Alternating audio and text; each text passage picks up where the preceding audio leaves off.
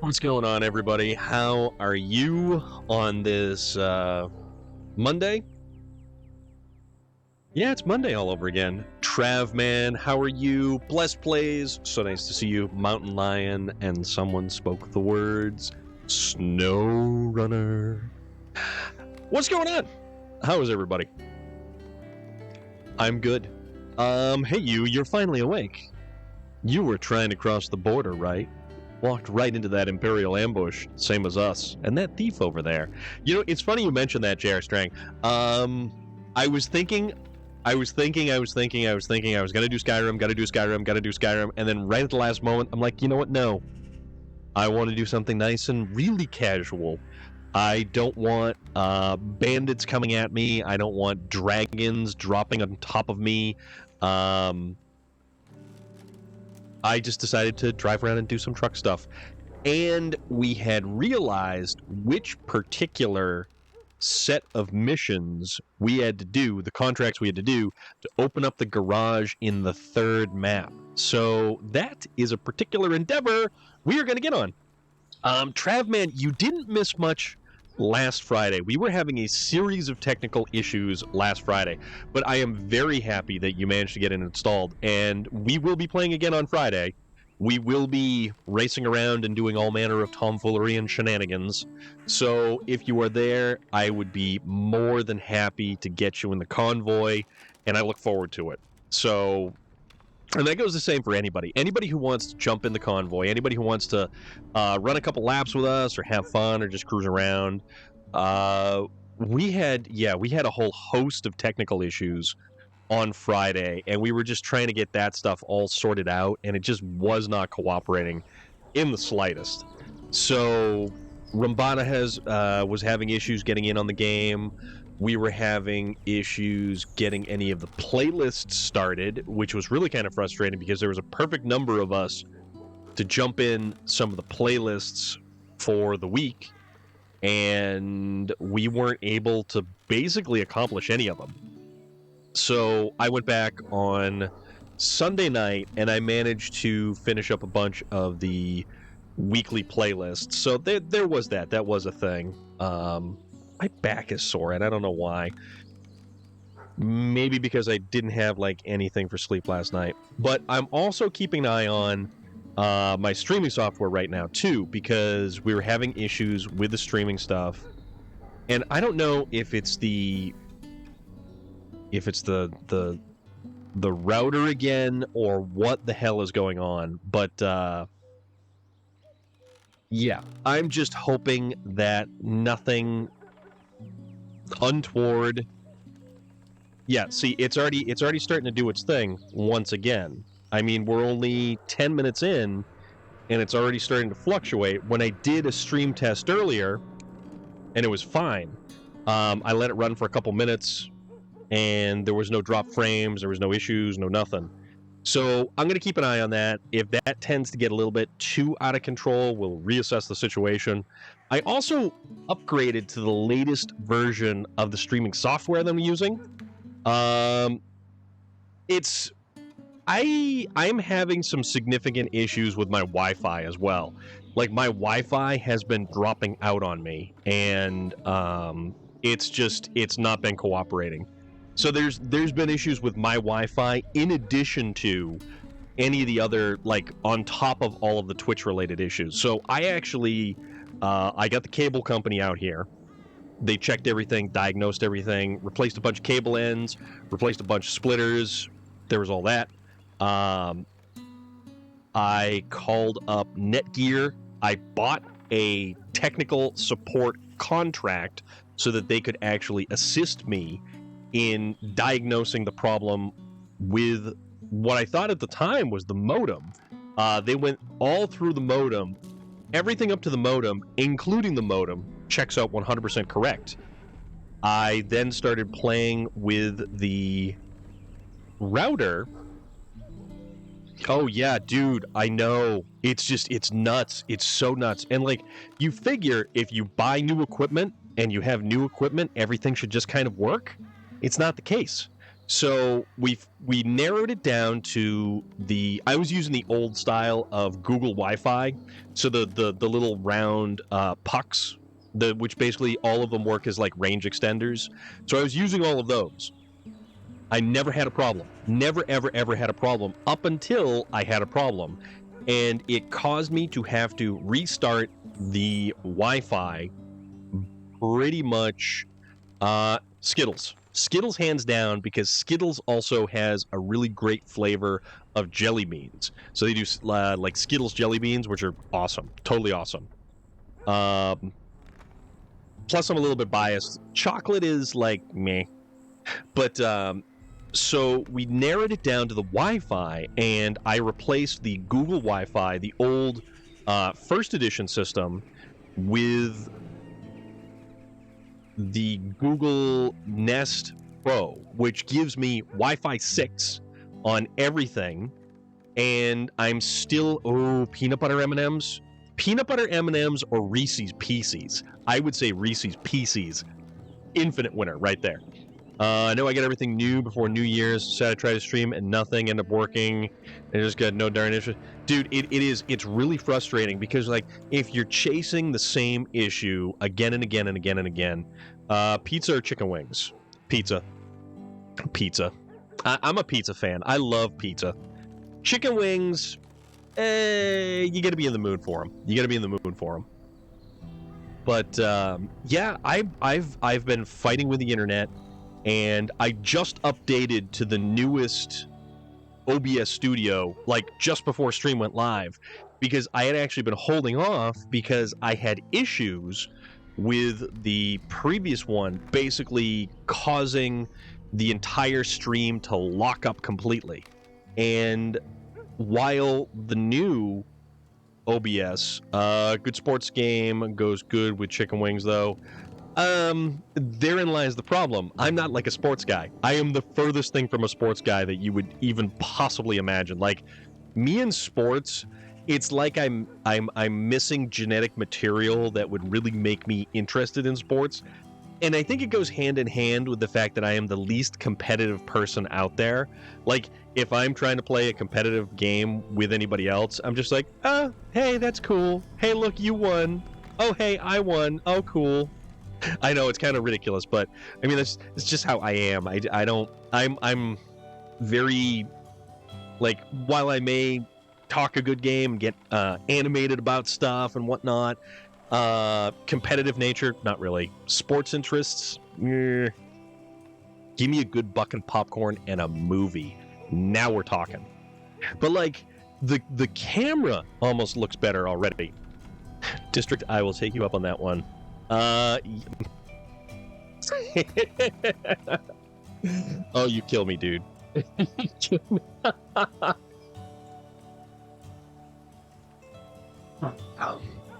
Thank you, though. But yeah, it's just, so I have until actually Saturday to reconsider my choice of Wi-Fi hardware, my Wi-Fi router. So where before I did the Google Puck system. Oh no, Cosmic, you can keep throwing them out there, man. I will answer in between because, you know, that's just how things go. I don't mind answering questions about anything. And how are you today? I hope you're well. So I had the old first generation Google Wi-Fi 3-puck system. They only covered 1,200 square feet per puck. The new Google Nest Pro does Wi-Fi 6.0, so it's got a faster transfer. It actually has a lot faster transfer, and it does 2,400 square feet per puck. and I went with a 2-unit system on that, so I've got a better mesh coverage. But like most of everything that I have is predominantly hardwired in, so like the gaming consoles are actually hardwired, and usually the laptop is typically hardwired from time to time, depending on if I try to like snake everything. But usually there's never an issue with the laptop and Wi-Fi ever. The new laptop has been great. The old laptop was fine, but the OBS software, open world or campaign-driven game, also feeling fine. Good to hear. I'm a big fan of an open world style game. SnowRunner is a massive open world style game. Assassin's Creed Valhalla is a massive open world style game. Mad Max, Skyrim, Fallout 4, things like that I really, really, really enjoy. Like a big, expansive open world game. Assassin's Creed Valhalla was just absolutely one of the best, I feel. But, you know, for me, I really enjoy SnowRunner and all of the different stuff that it gives us to do. But, yeah, so I have until Saturday to decide on whether or not I want to return the Google Nest Pro system that I picked up and get the Netgear, it's called Netgear Orbi, and that is a couple of degrees different. It's still a mesh style. Well, they say it's kind of a mesh system, but not really. So, I don't know. I'll have to figure it out. Which one was it? It was this one, I think. So, if we do Risky Endeavor, what that's going to do is allow truck repairs and refueling services. And then I think that's going to allow us to do down to the last screw. And I think fixing the fixers. Yes. So this will do fixing the fix. Okay. So we have the 3 that we need to focus on. So Risky Endeavors, down to the last screw, and fixing the fixers.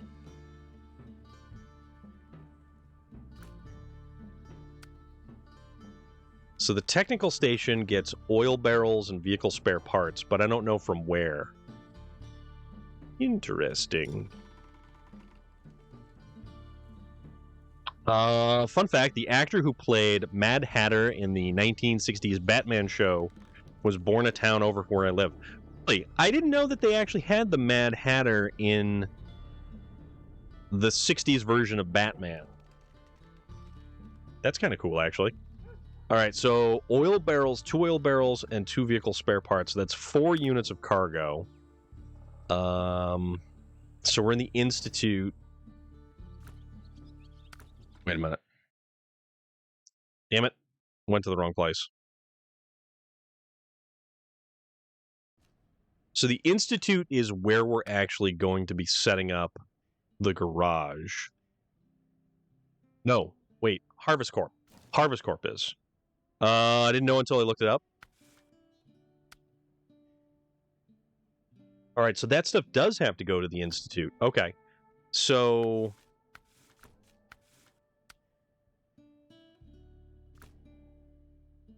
all right, so Harvest Corp does not have what we need.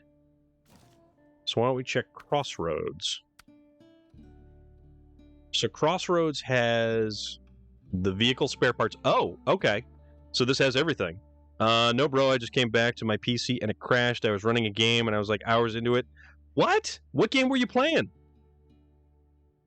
That's not good. That's not good at all. So the garage is right here. This stuff is over here. And then it's got to go to the Institute over here. Star Wars Empire at War. Which one's that? I don't think I've ever played that one. I did play, what was the the one they made a second one of because they botched the first one so badly.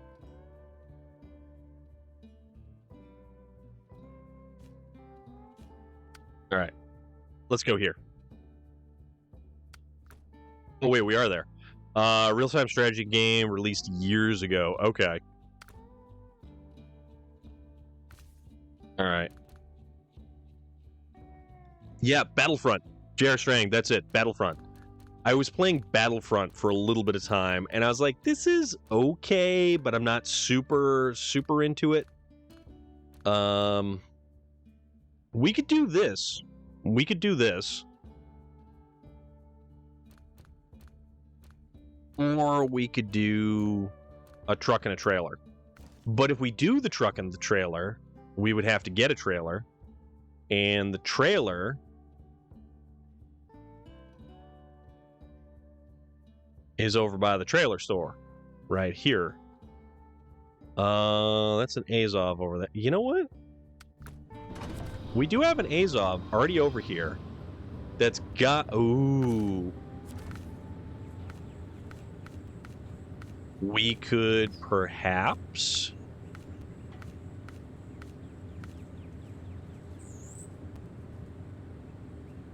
We could do this.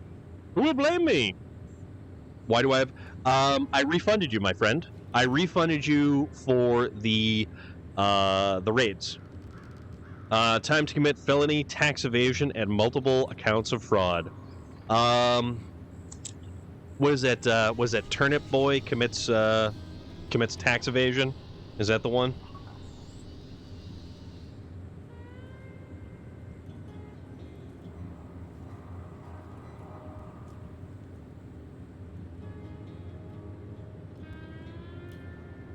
Okay. Remind me when it comes to the end. So don't go anywhere. That's right up there. Okay. Nope. So we will definitely do that. Don't worry. Okay. We don't want that one. We're gonna go with the sideboard trailer. Or is it getting saner and saner? Oh, you don't say. Yes, we put that back in here. We did put that back in here. And of course, you guys, pizza or spaghetti? Definitely pizza. Definitely pizza. I love pizza. Spaghetti is very hit or miss for me. Oh, there's all the magic beans. Spaghetti's very hit or miss for me.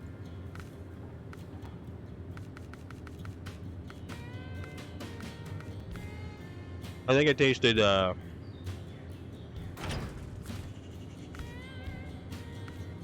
something. Bubblegum, and then coffee. And yeah.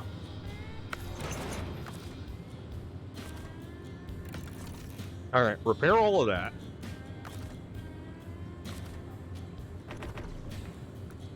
Refuel all that. Trade this bad boy in. And then get that. Alright. There we go. Yeah.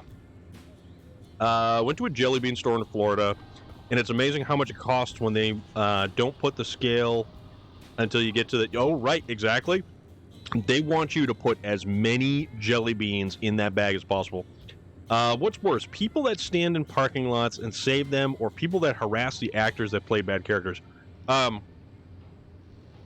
People that harass actors. Someone standing in a parking lot isn't going to be nearly as detrimental. See, Trabman, that's where I have to disagree with you, my friend.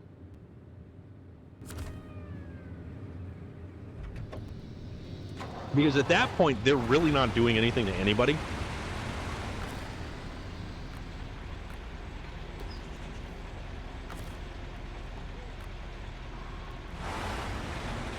When they're actually harassing other people, that's kind of a no-go.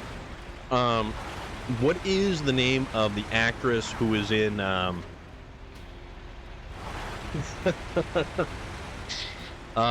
Daisy Ridley? Yes, exactly. That's what I mean.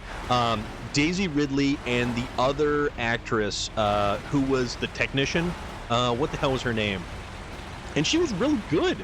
I thought she was actually really, really good in the role. She had a couple of comedic lines, but I honestly don't feel that the negativity that was dumped upon her was warranted or justified. And it was unbelievable how bad that was. And you don't do that to people, actors or otherwise. You can't take out your own insecurities on an actor or an actress who played a role in a show, and just because you don't think it turned out how it should have, you're now going to abuse the actors and the actresses. It's like the writers and the directors, Nicola De Paula. Let me look up who it was.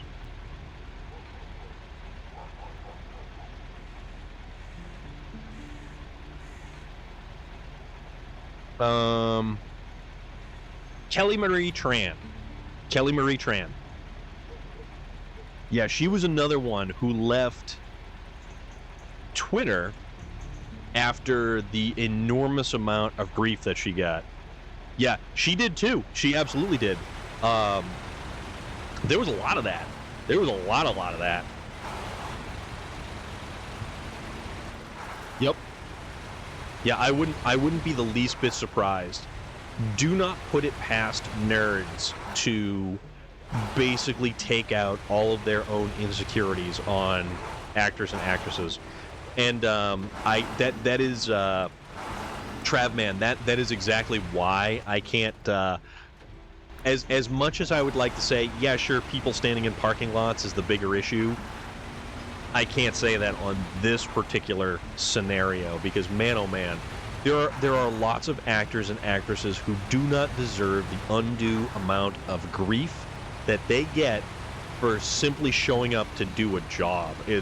But from your perspective, I also get it, where, like, if you're driving a big truck and you're trying to do a job, because now that's your livelihood. Now your job is becoming significantly more difficult. And it's like, no, this is infuriating. I totally get that too. Exactly. That's exactly what I mean.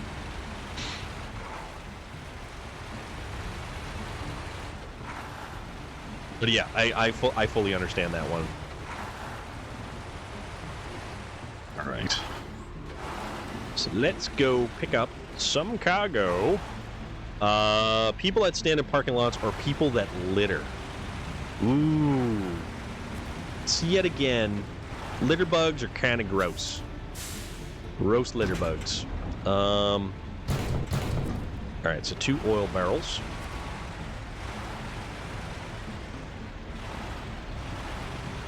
Yeah, let's see if we can't. See if we just can't. I mean, I think I'm gonna kind of go with the litter bug thing, because that's just gross.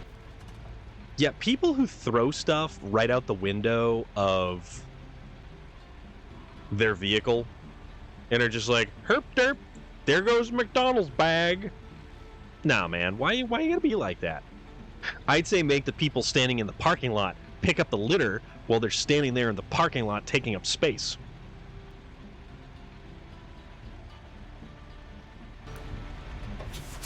Let's go this way.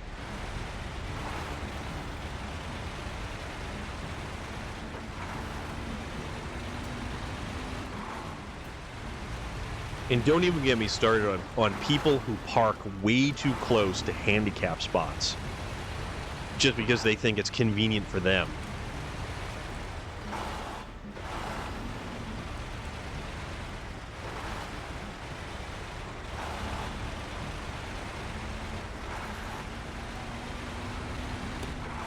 That's just not cool. But then again, most people are just like really have a sense of entitlement that makes it so, you know, they're just going to do what they want. People in a standard pickup in 4 parking lot spots or a show off in a stock. Okay, so there's a fine line there. Where in the parking lot are they? So if you are in a car that's a newer car, infamous Blue Phoenix, or people who park in handicap without exactly. Handicap spots have always drove me nuts. My father has been confined to a wheelchair since I was born, and there's yes. That is exactly where people will show their true colors. There is absolutely no reason for you to block a handicap spot, for you to encroach on a handicap spot. There is plenty of parking. There is always plenty of parking, and if a handicap spot is the only spot that is available, there is still no reason for an individual without a handicap placard or plate close to the front but not near the building. So, in with the other vehicles, or in a place where vehicle spare parts. So that's bricks and spare parts. Okay, so we've got all this stuff. So, yeah, people who park in handicap spots should not be allowed whatsoever to do something like that, because that's so not cool.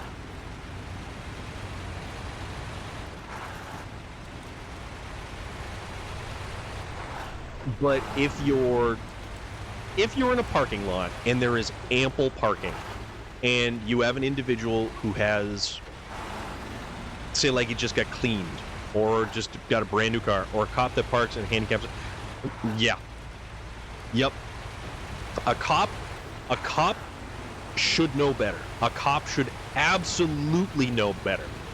I don't mind as long as the way out in the parking lot. People, they don't. They really don't, and that's the unfortunate thing. All right, where am I going? I'm going to the Institute, so I'm going this way. I'll take this way. Yeah, I'll go.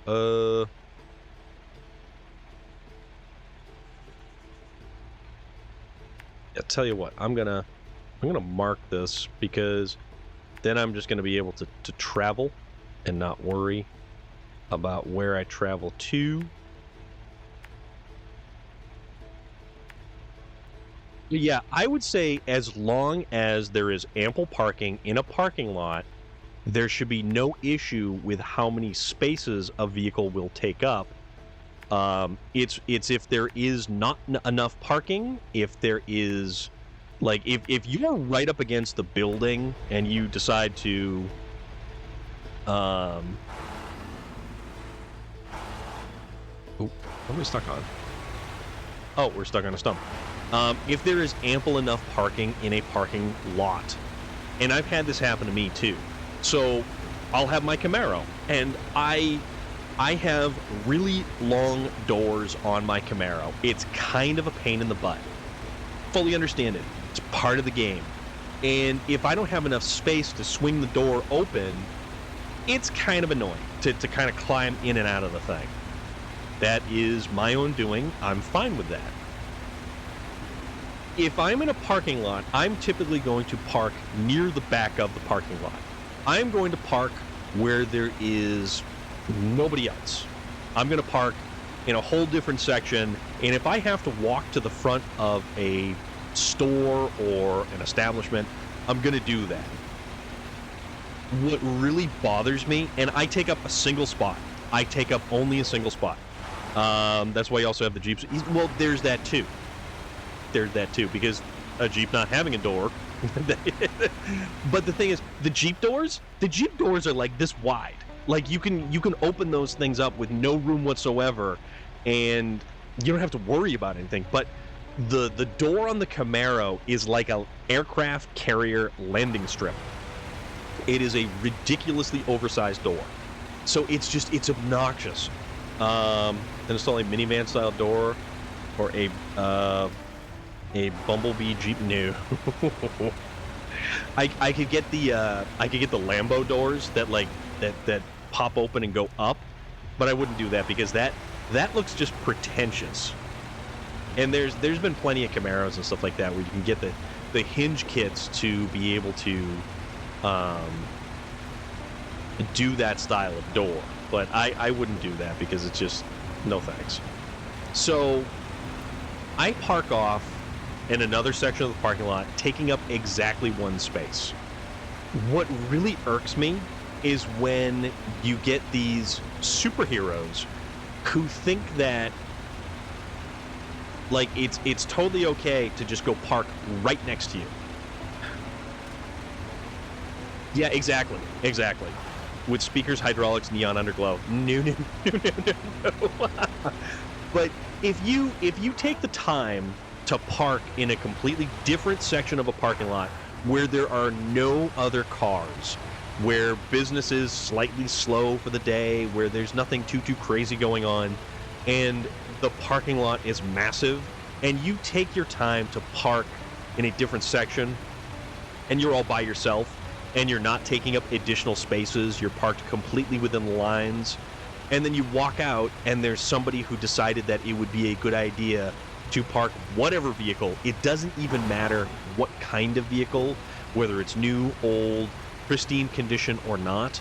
They think it's just kind of funny to just park right beside you and uncomfortably close to you.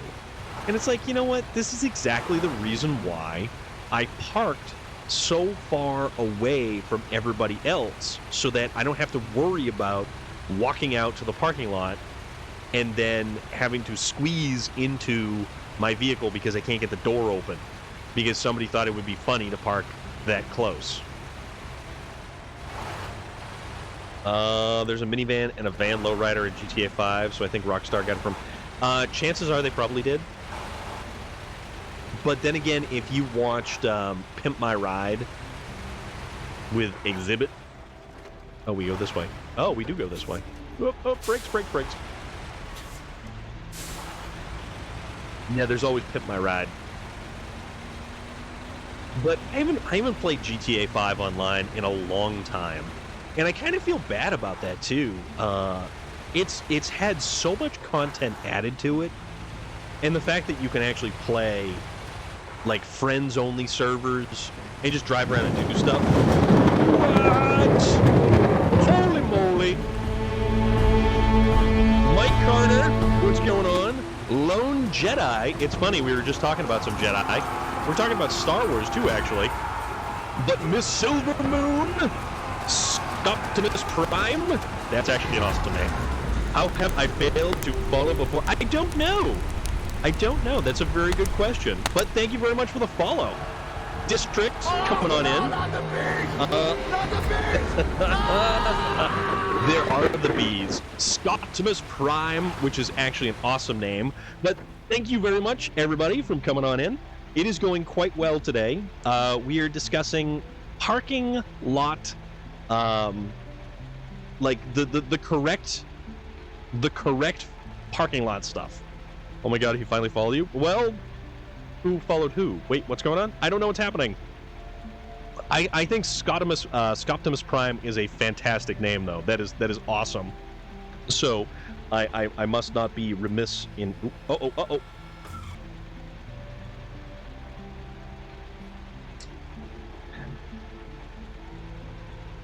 Apparently... I get my own dyno at the bottom of the screen. Yes, you do. And you can change it from a dyno to, like, damn near anything else. I hit a button. I updated the thing, and apparently it changed some hotkeys. So, don't mind me. Don't mind me. It's just one of those things. So, let's see if this works. There we go. American Truck Simulator. Miss Silver Moon, thank you so much for coming on in. I can change it too, but lazy. Exactly. Melissa Headcase! Thank you very much for the cheer, my friend. How are you doing? And see, every time that happens, all of those little dinos, they like jump a little bit. But we've got Scorpion right there. We've got District, who is Mario right over there. Apparently, I'm running around as a crewmate from Among Us, which is just weird all around. So, well, apparently something happened. You're great, already in bed. That's not a bad place to be right now. Although you are 1 hour behind me, so it's like 5:30 and you're already in bed, so there's that. But no, I did the update to OBS, and it was doing... It apparently did something with the hotkeys, so that was my bad. I didn't mean to change the scenes on it. I'm one of those individuals who doesn't have a fancy stream deck or anything like that, so it's just basically kind of like, you know, whatever happens, happens. If I didn't have two children, relaxing in bed sounds amazing. Yes. Yes. I don't have two children. I have a grand total of 0, and I'm completely okay with the idea that relaxing in bed would be phenomenal right about now. But instead, I'm here playing SnowRunner. And I like playing SnowRunner. I wonder how all of you are also doing, because you also came from Miss Silvermoon, who was playing SnowRunner as well. One is currently yelling at me. She plays my Xbox. As she plays my Xbox. What is she playing on Xbox? And if it's like Minecraft and it's like anger Minecraft, I'm not sure I really want to understand what's going on, because that sounds like it's going to be a little weird. But how was everything with SnowRunner on your end? She's playing Fall Guys. So angry Fall Guys. Okay. Yeah, I decided at the very last minute that I would play some SnowRunner tonight, because I kind of wanted it to be a little bit more of a casual night. I didn't want dragons dropping out of the sky. Basically, you get stressed about potatoes. You know, it's funny you say that. That is the common thread with this particular season. So I kind of think I'm doing everything but potatoes.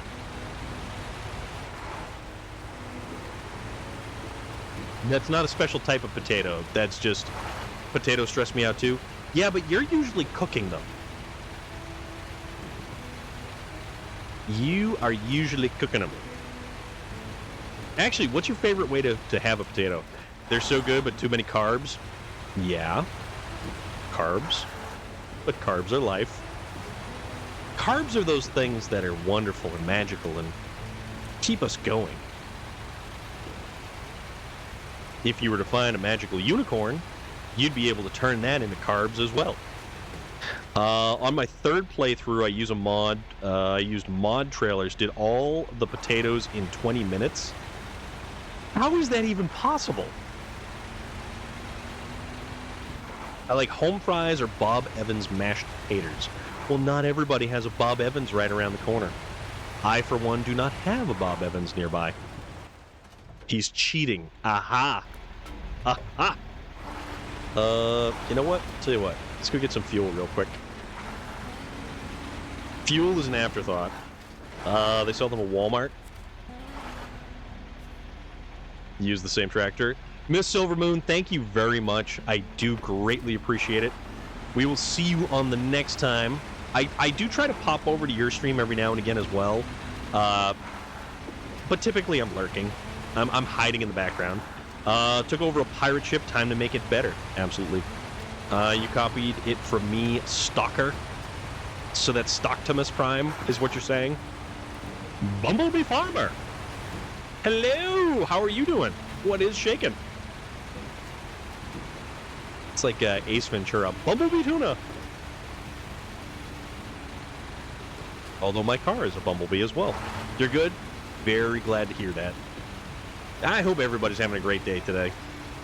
I am having, well, actually, you know what?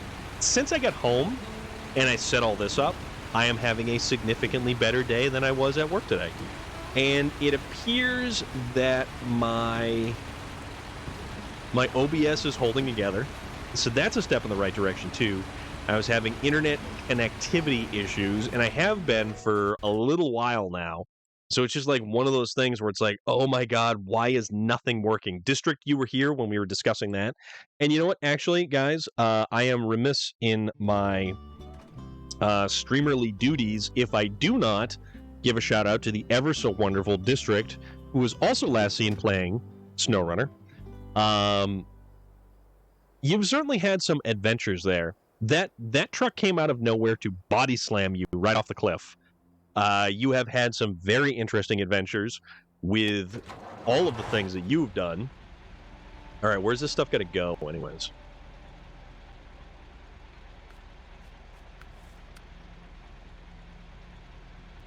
Okay, so we got to go to the technical station.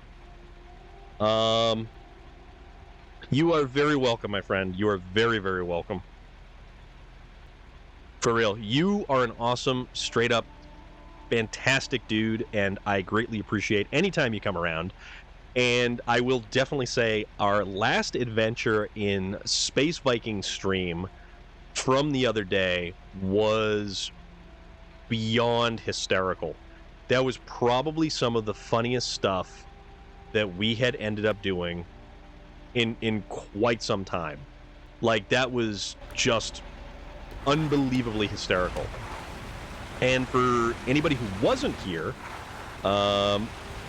straight up guy, he bullies you. Well, I'm inclined to side with District a little bit more. Although you do have a name that is directly in correlation to one of the greatest Transformers of all time, so there's that. Yeah.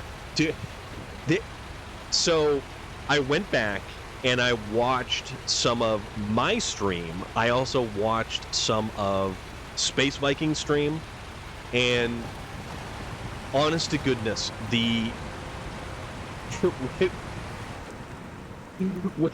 when you plucked him from standing straight up and down against the motel sign, I was dying. I was absolutely dying. That was one of the funniest damn things. To just come puttering along in the Aramatsu Forester with my one single load of medium logs, and there's Space Viking straight up and down like this in the International Lodestar 1700, and there you were kind of assisting him get back on both axles. It was probably one of the funniest things I've ever seen. Unbelievably funny.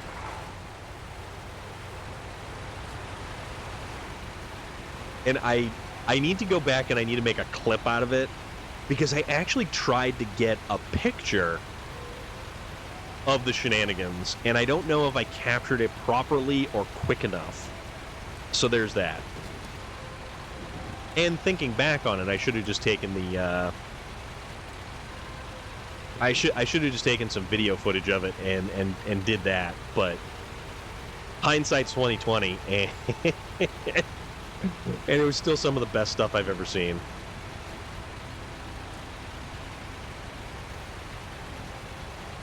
The shenanigans are real, folks. All right. So every time I make a mess out of this thing, I usually pop axles or pop tires and everything else. But if we line up ever so properly, only in SnowRunner, exactly. I actually took a Kolob. Somehow or another, in Tennessee, right outside the garage, I took a Kolob, and it walked straight up the tree with zero effort whatsoever. And I was left kind of looking at it going, huh. Kind of didn't expect that one to happen like that. But it did. And I'm alright with that. Alright, so we gotta make it across this little section here. So that's fine.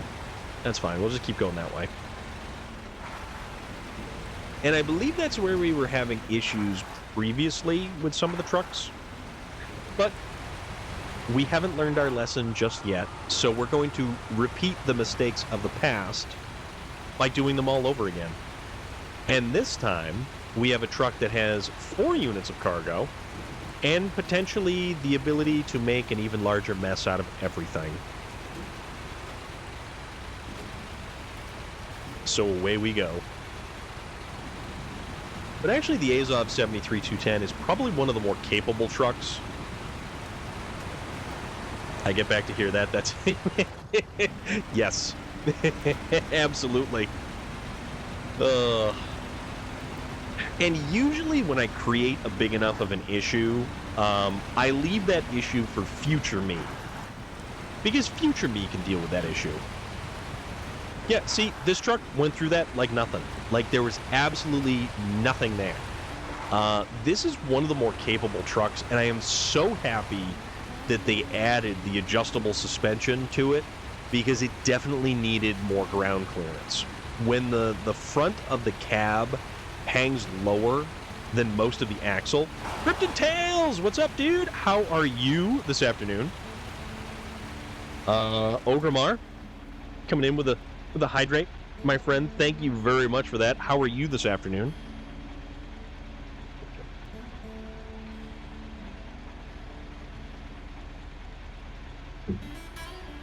What's going on? Tastes like jelly beans. But chances are it's probably just the jelly beans that are still stuck in my teeth.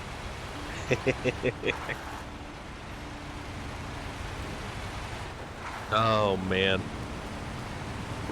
And Loader, if you're still out there, how are you doing today, dude? What's going on?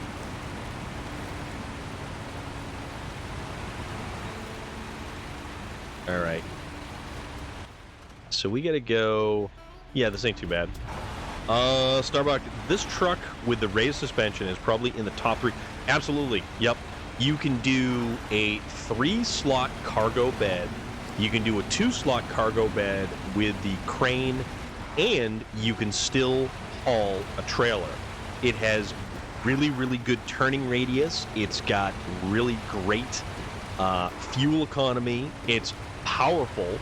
You can still do the low saddle, the high saddle. It's very stable, and it takes quite a bit to actually turn this thing over. And I say that, and I'm probably going to go right over on my side, but that's, you know, whatever. It doesn't even matter if the nose sometimes gets stuck. It just, yeah, so this truck suffered a lot from the same situation that both of the Kolobs did when yeah, so the front nose of both the Kolobs and this Azov 73210 would dig into the ground, even if the pavement was like perfectly flat, it would still have issues. Future U does not exist. There is only Future U. Wait, what was I saying? I don't know exactly what you were saying, Cryptid Tales. Alright, so vehicle spare parts and oil barrels, and we are going to unload this cargo to create the new task on the Institute. Alright, so check this out. We've got new stuff. We've got fuel, and we've got repair points, and whatever this is. So, final request. Thanks again for helping out with the repairs. Still, we could use some extra tools and supplies. Do us a solid, will you? Accept. 3 consumables. So where do I get consumables from? Only reason I don't have the raised suspension yet on this is because I refuse to go to Amor. Man, I'm telling you, Amor was probably one of the best maps I have ever experienced in all of my life. Oh, wow. Look at all that stuff that this one just opened up. But here's the thing.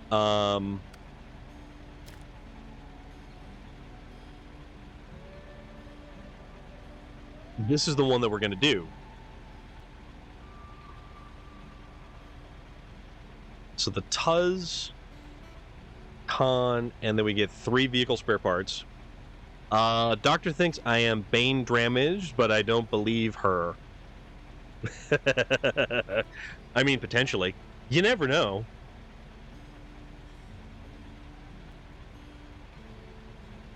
So the vehicle spare parts are going to come from the other place. And what are we doing? I don't know what we're doing.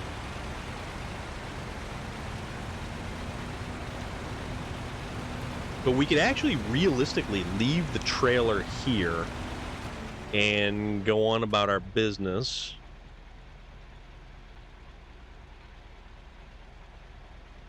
Because that's there, that's there. There's something else. Oh, hey, look at that. Cultivator. But it was... Final request. So consumables... Oh, okay. So, yeah, we could go and we could get the consumables. Why doesn't Mario like to use the internet? He's afraid of the browsers. You hurt me so. You cut me deeply. I'm not sure what to think about that sometimes. So, realistically, I suppose if we want to... What's this one? So that's the A&K. That's got the clapped out suspension. That thing's all beat up. Oh, but wait a minute. Now that that's the Voron Grad. What's over here? This one's the GMC, which has no fuel.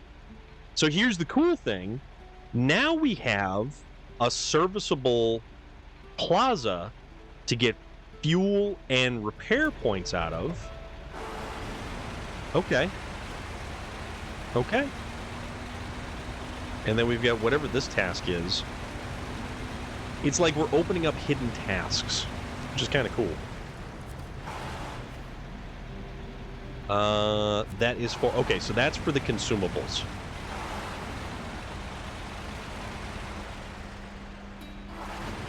And that's for that. So why don't we go do that? 3 consumables. Final request.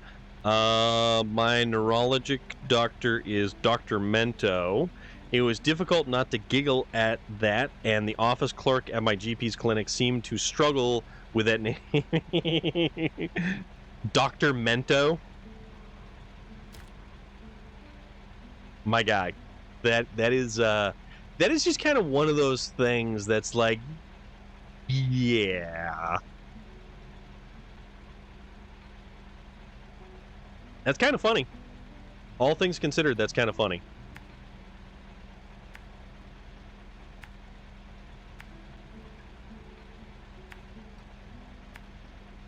So let's just kind of... Let's do... Yeah. I mean... No, you know what? Tell you what. Let's just cut through here. Ask the doctor if he wanted some Coke. And what is it? It's got to be Diet Coke too, right? It only interacts properly with Diet Coke. Is what I understand. All right, so yeah, this is the cool thing. So we've got multiple vehicles that are over here that we could definitely drag back to here to get repaired and get stuff done. All right.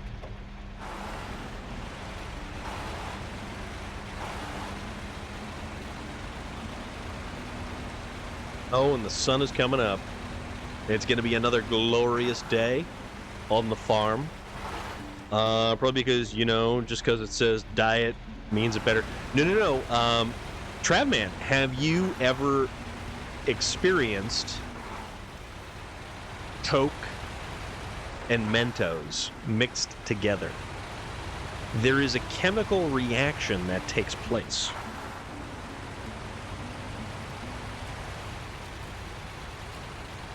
But yet, Dr. Mento, for a name for an individual who is there to treat you, you should legitimately come in with a can of Coke and then just be like, here you go, doctor. I don't want you frothing at the mouth about this one.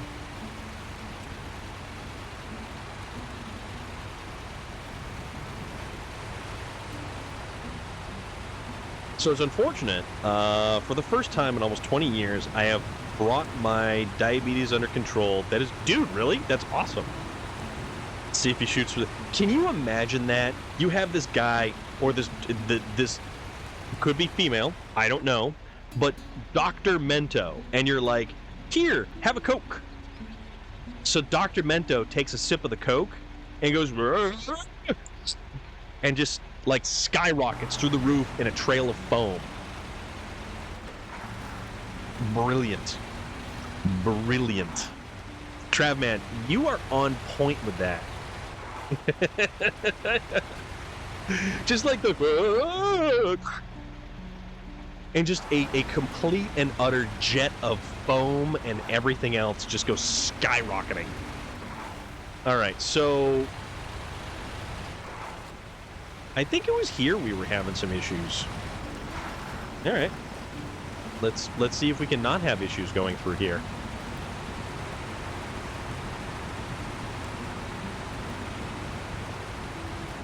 Oh, you know why?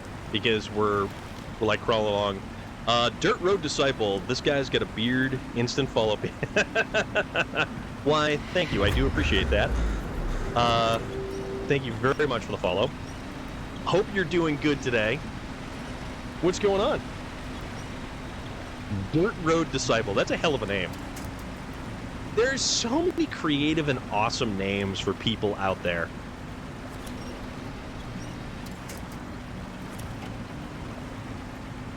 All right, turn on the engine of the winch truck. That's right. Pull us, A&K. Pull us. Something tells me something bad is going to happen, right? Yeah, something bad is definitely going to happen. Let's see. Try what I can. Say my license plate says. Try what I can. I say my license plate says Joe Dirt. This is a road less traveled. You are correct, my friend. All right, you know what I'm going to do? We're going to do the ever so wonderful from behind kind of trick. So we're going to use this to sort of push ourselves through the mud, muck, and mire.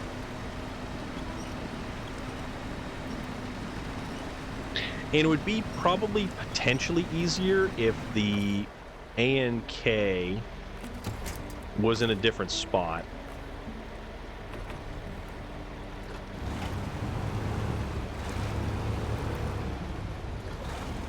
Which is probably why I didn't go through that particular spot in the first place. And besides, it's all about the road last traveled. There we go. Now we'll get this bad boy up and through. It's all about lending a helping hand. Not the Jim Henson helping hands. Those things are creepy. This isn't the Labyrinth after all. Even though technically it kind of could be, but that's neither here nor there. You know, just a oh, the parking brake is on for some reason. Just a little bit of stuff. Only a little. All right, there we go. And now we're stuck on a tree branch. I truly wish we had the ability to modify landscape. I just want to drop in, hit you with a follow. Since you remember your number 3 on SnowRunner is going to show some love. Some other people who are streaming the same game, I will definitely catch. Absolutely, absolutely. Does not remember you are number 3. It's all good. Don't worry about it. But thank you for popping on in, and thank you for dropping a follow. I do greatly appreciate it, for real. And yeah, go show some love to everybody in the SnowRunner community, because the SnowRunner community is probably one of the coolest communities that I have found myself a part of. And, like, I can't get enough. DJ Kookie? DJ Kookie. Am I saying that right? I hope I'm saying that right. But thank you very much for the follow. Hope you are doing awesome today. I'm having a fantastic day. Well, I'm having a much better day now that I'm not at work. And, oh, wait, that's right. We were going to take that little shortcut that didn't end up being a thing. Oops. So we'll just kind of drag that, which I never knew this up until recently, that you can actually select and drag waypoint markers on the map.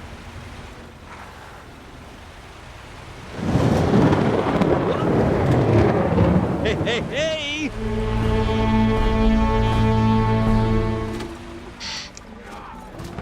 Incoming raid, my friends. Ride to fight. How are you this evening? Welcome along, awesome people. Hope everyone is having a fantastic evening. I still absolutely love that raid notification. That was designed by our very own Vlad, and yeah, that was pretty awesome that he actually managed to put that together. And it's like a whole bunch of stuff all like clipped together, put together. created, audio included. It's awesome stuff. Wow, dude, thank you very much. Another failed raid. This computer is going to be the death of it. What happened, dude?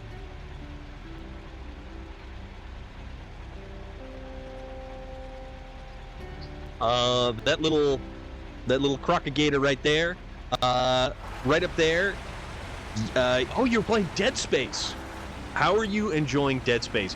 Dead Space is one of those games I've never gotten around to playing, and I kind of stopped playing like horror survival with Silent Hill. Like, I haven't played horror survival in a long, long time. But that clip up there is from your playthrough of Fatal Frame, which I was lurking a little bit on earlier. So 3, 4, 5, 10 times per stream. My computer blue screens. Oh, dude, that's rough. I know it's the nuclear option, but have you tried doing a complete reset with Windows? Did it right when I hit the raid button. Whoa. Dirt Road Disciple dropping 5 gifted subs there. Cosmic, you ready for the rest of the stream? Ready for the rest of the stream? Well, you know what?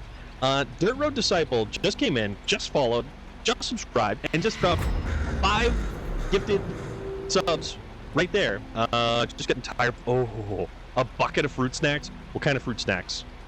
I love fruit snacks. But you got Mountain Lion, Divergentos, Travman, Echo Spark, and Incognito Burrito with your gifted subs. Dude, I can't thank you enough for that, and I know that each and every single one of them also thanks you. The struggle is real. Welch's, Welch's makes the best fruit snacks. I will completely agree that Welch's, beyond a shadow of a doubt, makes the best fruit snacks. For sure. She fell asleep. She will definitely appreciate it. Awesome.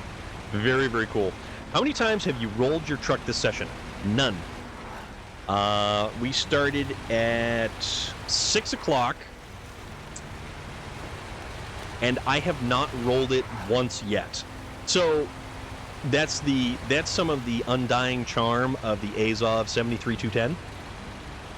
And this is a very stable and very well planted truck. And yeah, as a little notification pop up, just is laying it down on you there, Dirt Road Disciple. You get it should be ad-free viewing, and you get access to a bunch more emotes and whatnots. PC's 9 years old, expected to die the way it is, but it's still yeah. It's that's frustrating. We were actually just discussing like technical issues and stuff like that, where I've had issues with the Wi-Fi. I've had issues with the internet lately, and it's been an absolute hassle because everything is new, and I keep throwing like money at like hardware, and it's bonkers. You're number one on SnowRunner list now. Well, dude, thank you. I really appreciate that. I never really set out to be number one at anything. That's the irony of it all. Burrito's brother. Oh, that's the one. Okay. Yeah, stuff like that. Are you looking to get another desktop unit, or are you looking to do like a laptop? I'm running with a laptop. And if you want a really good budget-minded laptop, I had very good luck. I'm running an Acer Nitro 5. And I love the thing. It's only got a what the hell is it? It's got an i5 processor, but it's got like the 12 core or whatever is. All right, consumables. We need 3 units of consumables. Haven't decided fully yet because laptop recently became an option to have it. Yeah, laptops are actually good enough, especially like the middle ground. Oh no, it's totally cool, dude. Totally cool. laptops became viable, and this is a mid-tier laptop. This isn't even anything special, but it's got the 17.2-inch display. It's got, I think it only came with 8 gig of RAM or something like that. It came with or even 4 gig. I forget how much RAM it had, but it wasn't a lot of RAM. And it's been awesome. I've been able to run Darktide on medium graphic settings on this thing. I am a Team Red guy. Team Red in what game? Because if it's like Forza, then you're like a Drivatar. Did the AI just become sentient? AMD? Oh, I got you. I'm thinking video games too much on my brain. It's all good. Good thing is that I don't care to game on it. Only way to stream and be able to hook... Okay, yes, exactly. Yeah, for me, I only game on PlayStation 5 and the Xbox Series X. The laptop I had previously, I only had for like photo stuff, and it had a very, very like low-tier graphics card, just enough so that I could run Photoshop and Lightroom. If I was going to do a laptop, I would run an AMD processor on an MD build simply for the multi-thread working capability. Yeah, that's understandable too.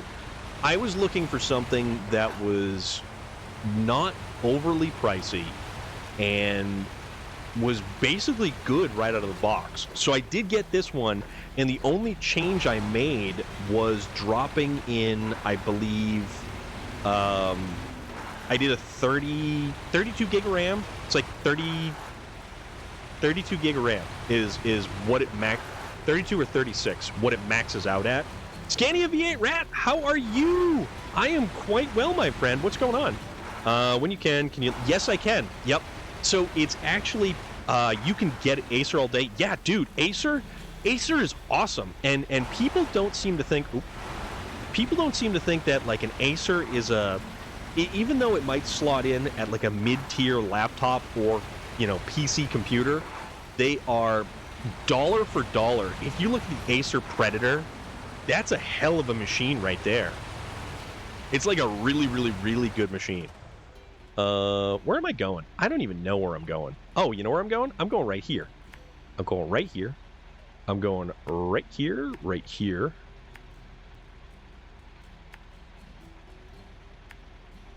And then we'll just go all the way over there.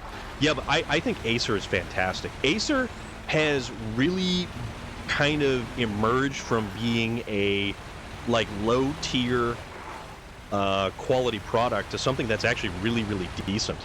I do want heavy amount of RAM. The only PC games I would play is American Trucker and maybe some Final Fantasy games, so nothing crazy.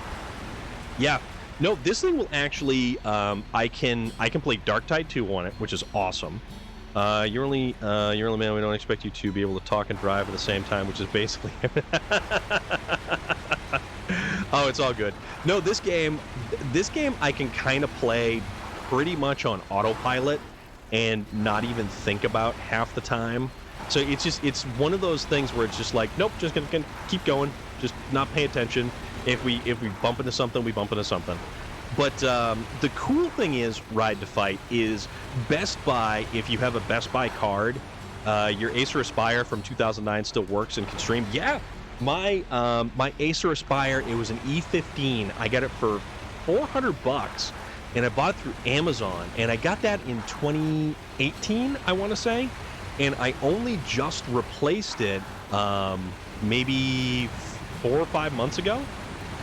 No, not even that. Maybe like 3 months ago. It worked. This one, I think, was... I want to say it was like $750. So there's actually two different Acer Nitro 5s. The Nitro 5 is an i5-only processor. You've got the larger display with a 17.2. Not much. Chilling, watching you for now before I go off to bed. That is not a bad thing. I do appreciate you being here. How has life been, my friend? What's new with you? Anything new and exciting? Yeah, so that's the thing. So you can get, and they do deals on this all the time. I bought mine on a discount. It was marked down, so it was the $750. and you could get the next one up. So this one has the slightly downgraded graphics card, but it's still got an NVIDIA graphics card with all of the full kit. You've got the band controls. The i5 is actually more powerful, depending on what series of i5. If you have a newer i5, it's better than an older i7. You're 100% correct. So this particular laptop, it's got the 17.2 display, but it's got less RAM and a slightly less powerful graphics card. But the RAM is expandable. Excuse me, the RAM is expandable, and the next one is the 15.6 display, which is basically the that was the same size laptop that I had previously. It's still an i5, but it's actually got a 30 what was it, was it the 3060 Ti Acer Nitro 5. So if you just punch in Acer Nitro 5, there should only be like two options that pop up. One has the larger display, the other one has the smaller display with a better graphics card. I went for the larger display because, you know what? Why not? It's got the slightly downgraded graphics card, but I figured the trade-off, because I don't do a lot of PC gaming, and I've only just started PC gaming because I can now on this particular setup. I really like it. I'm really happy with it. Let's see if we can actually make it with the 53 liters of fuel that we have left. Life is going good, thank you. Nothing much new, just another new year. Older now because it was my birthday on the 5th. Well, happy birthday, dude! I hope you're doing well, I really do. Happy New Year to you as well. Everybody out there who hasn't been by, I greatly appreciate everybody coming by and hanging out. I really do. I mean, you can get pretty awesome like Zydex PC for $700 that are running pretty much anything in 1080, but that is, yeah. So the desktop is always going to be the cheaper option. It's true. But then again, you're running into other issues where what kind of monitor do you have? What kind of peripherals do you have? That sort of thing. Like for me, the laptop, because I don't have a monitor, I don't have all of the extra stuff, and I don't have room really for a complete desktop setup, which is why I use my laptop for streaming. You at the Big 40? Dude, welcome to the club, my friend. Congratulations. I hope you're doing good. I really hope you had an awesome birthday. I hope you had an amazing party for it. And I really do hope your New Year's was exciting as well.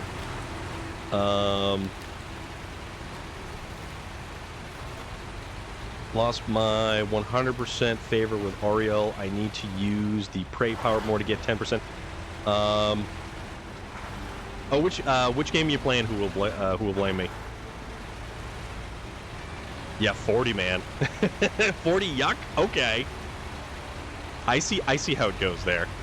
All right. So okay. So let's get in here.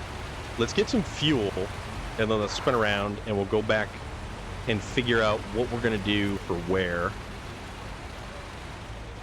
I have a God to your desktop PC that has Unblock Corporation theme that I built myself for like $3,000, and there's nothing that I can't. Yeah, dude, that goes without saying. A desktop you're always gonna find is better. Jane says most PCs would be fairly cheap if it weren't for the overpriced GPU. Yes. Oh, you are playing Skyrim. Okay, that's what I thought you were playing. Oh, I'm definitely over 40 minutes. Okay. In fact, Eden Public, I get mistaken for Chris Stapleton all the time. I mean, I guess there are worse people to be mistaken for, so that is a thing. Exact name for what I found: Acer Nitro 5, 15.6 FHD gaming laptop, Intel Core i5, NVIDIA 4. Yeah, it's got the 3050 Ti. and 16 gig of RAM. Yep, and you've got the 512 gigabyte SSD. That's exactly, so that's the higher tier Acer Nitro 5, and if you find the 17.2 inch display Acer Nitro, I guess we're all old. Well, not all of us. Some of us are significantly younger. I did not have a party, just a nice meal with my kids and a good friend. Okay, that makes up for it. And I, you know, I just hope for you, it was fulfilling, and that things were good. And I definitely think that probably things are. That's supposed to be to Red. In fact, well, out in public, I get mistaken. Okay, he's older than me and he's fatter. Oh, okay. So that would not be a good comparison, you're saying.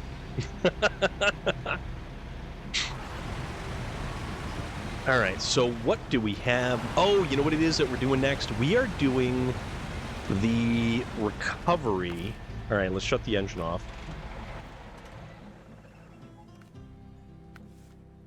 So we need to accept all these. Scrap Stalker. Ooh, that sounds like fun. For my 40th, I had my woman. We went to Gatlinburg, Tennessee, and it was snowing while we were drinking old fashions in a hot tub. Guy couldn't ask for... Dude, that sounds fantastic. It was a lot better than last year because I was isolating because of COVID. I am glad that you got a chance to go out and actually have fun and do something. Don't know what is going on with my... Autocorrect is the devil, so don't you worry about it. Living space. Cabins. Okay, so what we want is down to the last screw. So this is this one. So we need to start recovering various different vehicles in this area. And also... So that GMC's there. This is the ANK. Why don't we drive the ANK over to the GMC? We've also got the Voron Grad. We can grab this thing. I love the Voron Grad. The Voron Grad is awesome.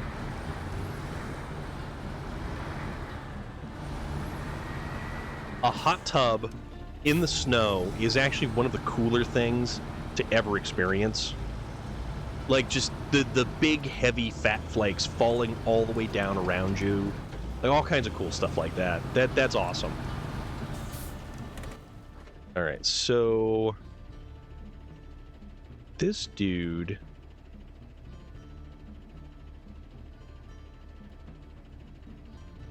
I keep thinking that there might be something right through there, and I don't know. So why don't we go check it out?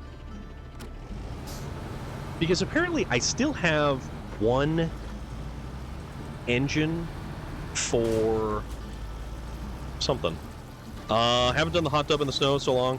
Yeah, usually when I go to the New Hampshire Highland Games in, what is that, August? September. When I go in September, usually it's still pretty warm. There's no snow or anything like that. But it's an awesome time. It's such an awesome time. Rent a condo with a bunch of friends and just... It's really a fantastic time. That whole area is wonderful.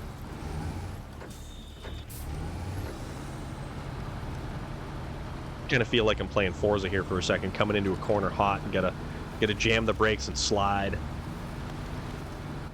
All right, so I want to go. And this one, that one's the ANK. That's got the fuel. I do want to fill up the GMC. So we got to get all these things over there. So why don't I move a support truck kind of closer to where we need it to be? Oops. Had the steering wheel for this game for a while. The GeForce 2, I believe. It was with force feedback. It was amazing, but the wheel... that's a bummer. Alright, so we're going to park this right here. We're going to jump over to this ANK. I actually have never played this game with a steering wheel. It's been absolutely forever since I've played any game with a steering wheel. And like to have a force feedback wheel, that's like that's arcade levels of stuff that I haven't experienced in a long time. The other thing about it was that you had to remap the shift, your buttons worked up. Okay, all right, I gotcha. So you had to remap everything just to basically make it work right. I still have the controller for playing Forza, and while it may not be kind of the best sensation for playing Forza, you had to use the clutch and the shifter to shift gears in the games. Yeah, yep, that would definitely be. All right, so we want to kind of cut around here. I had a friend of mine. He played this game. Oh crap, that hurt. We're up on a stump there. So he played this game and didn't really think anything of it until he played this game with a steering wheel. And he did it from the first-person perspective. Oh crap, oh crap. He did it from first-person perspective and said it completely changed the game for him. Completely changed it. Which I would imagine is definitely a thing. All right, so refuel.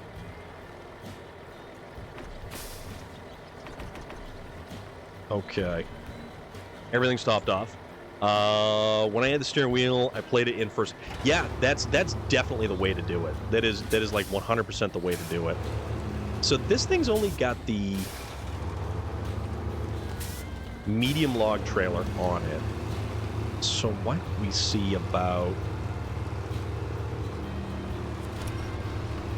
Let's kind of back this thing up just a little bit.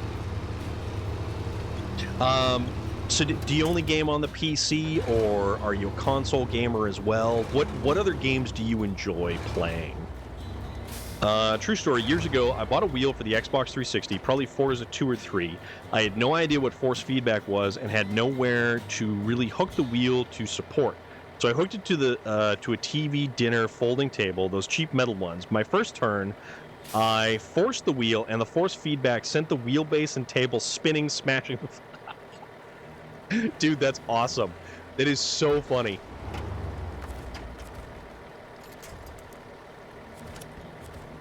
All right, so let's bring this thing a little bit closer. Stream is lagging for you. Is it still lagging, or is it kind of ironed itself out? Because I've been keeping an eye on the dropped frames. So it's got a little it's got a little bit here and there, but it seems to be everything is doing all right. I pretty much play everything. If you name it, I play it, and I own it probably on PlayStation 5. Just moved it in the PC gaming last year. Okay. We play Forza Horizon 5 as a group on Fridays. So if you have Forza Horizon 5 and you want to play Forza Horizon 5 with a group of people, and it's entirely for fun, we just have a good time. I just finished the Platinum for PlayStation. Oh, dude. I have been meaning to get the new God of War for a while now, and I kind of feel like a little bit of an idiot for not picking it up sooner. Mostly because it's on Game Pass, yeah. Because I'm a huge fan of Norse mythology. Me and Norse mythology. Stop talking about it now. Totally worth the price. Best story. Okay. All right. I will. Man, we are doing all kinds of damage to this thing. We'll definitely have to pick that up at some point. I really, really do need to, in all honesty. This sign's probably going to be the death of me. There we go. So we'll bring both of these back. We'll bring them over to the garage, repair them, and then we can use these vehicles, or we can use... The Voron Grad is actually a good one as well. You need to get that right now, like talking about it does you... I know. I played an obscene amount of Assassin's Creed Valhalla. Huge on Norse mythology, and it's a great game. Yeah, you switched the phone. Okay. Is it any better? Who will blame me? right, so now we have to cross over there. But basically, in terms of like Norse mythology, I have so much of it, and it just, for me, Norse mythology is all up and down my arm. Which I'm actually going back to the tattoo shop this week to see what he's kind of come up with for me, because I've got another idea sort of in process at the moment. So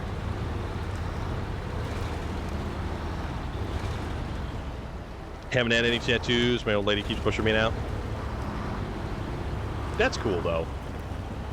I've been trying to get my cousin in for a tattoo, and he was thinking about getting the dwarf Grumpy, because I gotta let my character do his thing while I make noodles. What kind of noodles? I love udon noodles. Udon noodles are fantastic because they've got like a really thick consistency to them. I'm prior special forces, and I absolutely hate needles thanks to the army. Gotcha. I hate noodles too. Ramen beef. You are the man who will blame me. That's probably one of my favorite flavors of ramen. It's just the ramen beef. Yeah, Dirt Road Disciple. I can't even begin to imagine how many times they stuck you, but it's odd too because I absolutely despise needles. It has always been like a lifelong thing that I really, really, really was not cool with needles. And it was funny too because the first time I went to get hernia surgery, the nurse asked me right off the bat, she goes, "Is there anything I should know?" And she was just about to put the IV in, and I'm like, I'm sorry, but I have a real issue with needles. And she looks at me stone cold, dead in the eye, and goes, "You're lying to me. You have a tattoo." I'm like, and I'm already stressed out enough because I'm going for my first surgery. Never had surgery before, and there's this rather intimidating figure as I'm basically wearing a paper towel over myself at that point in time, who's basically telling me that I am lying to her because I have tattoos, or at the time, one or two tattoos, and I'm like, just recently realized that all of my friends have tattoos. What would you get, Cryptid Tales? If you could go out right now and get one, what would you get? You know, I fully realize that health and medical things notwithstanding, what would you get for a tattoo if you went out right now and got one? Also, we are sitting at only a 0.5% drop frames, so that's been that way since the start of the stream, so I'm pretty happy with that about now. So that's good for the time being.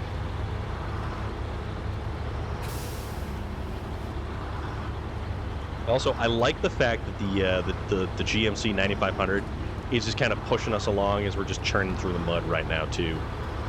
So we're going to use these, we're going to repair them, refuel them, and now we're going to be able to operate out of this section right here. Also, I don't know why there's a blue square right over there. So we're just going to drop this big fella right there. All the repairing done. And then all of that all fueled up. Tough question?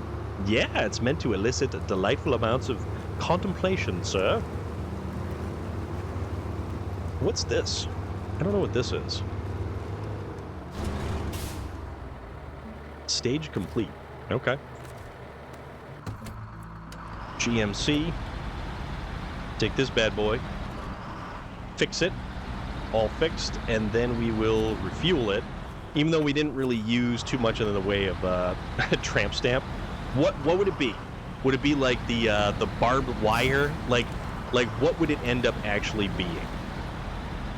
Because you have to have a you have to have a well-formed thought for this particular tattoo that you would make. So if you were to go out right now and get a tattoo, or say that your artist was preparing a tattoo, what would it be? Gold digger. Jane says that. I mean, why not, right? Let's see. Vorongrad. Vorongrad is right here. We can actually use this one to go get. Okay, so that's over there. That's on the way. So why don't we stop there, refuel and re-outfit? Gold digger. What about digger of gold? So like a prospector is what you're saying. I suppose I would go get a yes on one cheek and the no on the other cheek as a tribute to Mungo. I never understood the joke, though. That would make two of us. That is funny, though. Either or. Back when I used to podcast, and Burrito and I were in that process of getting together, I said on the podcast to her, I hope you know what you're doing. Committing to me is like committing to a tramp stand. It's not working. Who will blame me? Are you not having adequate luck? Let's make it through. Love the Blazing Saddles reference that's sort of been lost in today's society. You know what? We were discussing a lot of stuff like that, and everybody seems to think that a movie like Blazing Saddles would not be able to be created in this day and age. But I have to say that I think Mel Brooks is enough of a genius to the point where he would be able to create. Like I think honestly Mel Brooks is smart enough where he would definitely be able to make something. Like Mel Brooks is smart enough that he could still find satire and really bend it to his will in this day and age, in the day of so many people being worked up about the smallest kind of things. And yes, certain things, yeah, it's, you know, some stuff we definitely need to kind of take a look at and go, yeah, that was really not in the best of interests once upon a time in terms of, you know, humor or movie content. Gonna reset the damn Wi-Fi and see if that fixes it. Let us know. Is Mel Brooks? Yeah, I think he is. I think Mel Brooks is actually still alive. What I didn't realize for the longest time is just how much stuff his son had done. Shadow Dread, what is going on? Dinosaur there, and Dinosaur, where are you? You're around here somewheres. I think so. Or are you hiding? Or are you behind me? I don't know. Jane Says is right over there. Ride to Fight's over there. Dirt Disciple's there. Scotimus Prime is there. I think you're hiding. I think you are hiding somewhere. Well, what is happening? How are you this evening?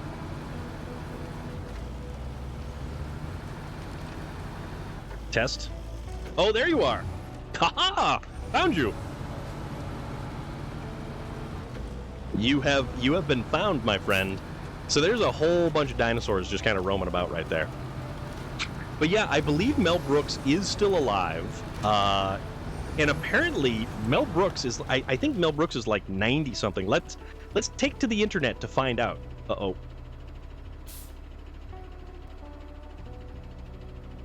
No bread for the PB&J I wanted. No worries. These Eggo waffles will do just fine. That is a genius idea. That is a brilliant idea.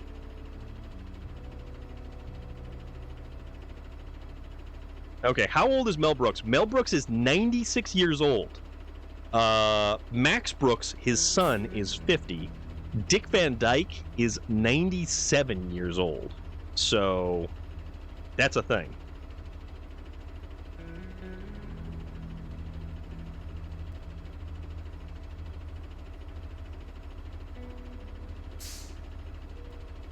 One of these days, I'm going to break out my second laptop. I'm just going to use it for, like, looking up random various questions that I'm like, wait a minute, what is the answer to that thing? Like, how old is Mel Brooks? I truly, truly wish that we would have had a sequel to Spaceballs. Gonna be on the stream with my phone because it has service. Okay, no problem, dude, no problem. We're still gonna be around for a little while longer, so you don't have to worry about missing out on any of the raid stuff. So don't worry there.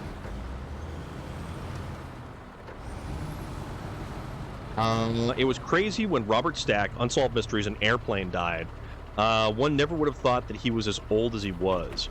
Well, he was up there in age, and how old was Jack Palance when he passed away? Because he did Ripley's Believe It or Not, which was honestly one of the best shows on television for like the weird and obscure and different and things like that you could only find on what would be considered the internet at the time. Now, but back then you had to really dig for like the weird, odd, random stuff. And oh man, Jack Palance was so cool. Where the hell did this stuff come from?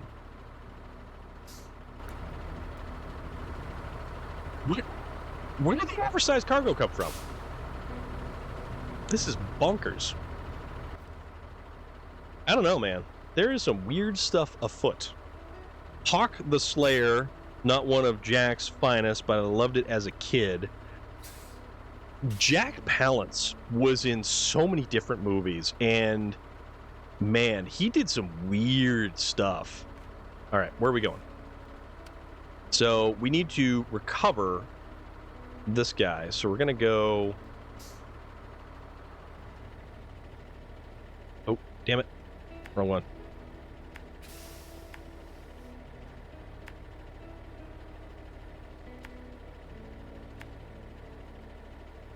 So we're going to go get this guy who's right up there.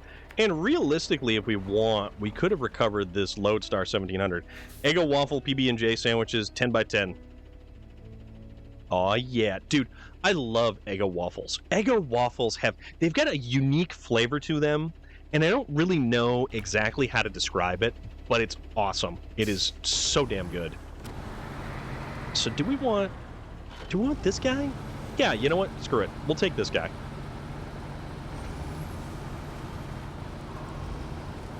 Ten out of 10? Okay. Or it could be like StarCraft, everything's 5 by 5. Or that would also be an Aliens reference to the pilot who unfortunately went out guns blazing. The pilot was a badass. She tried to pull heat on the alien when it got into the cockpit of the aircraft. That was a great movie though.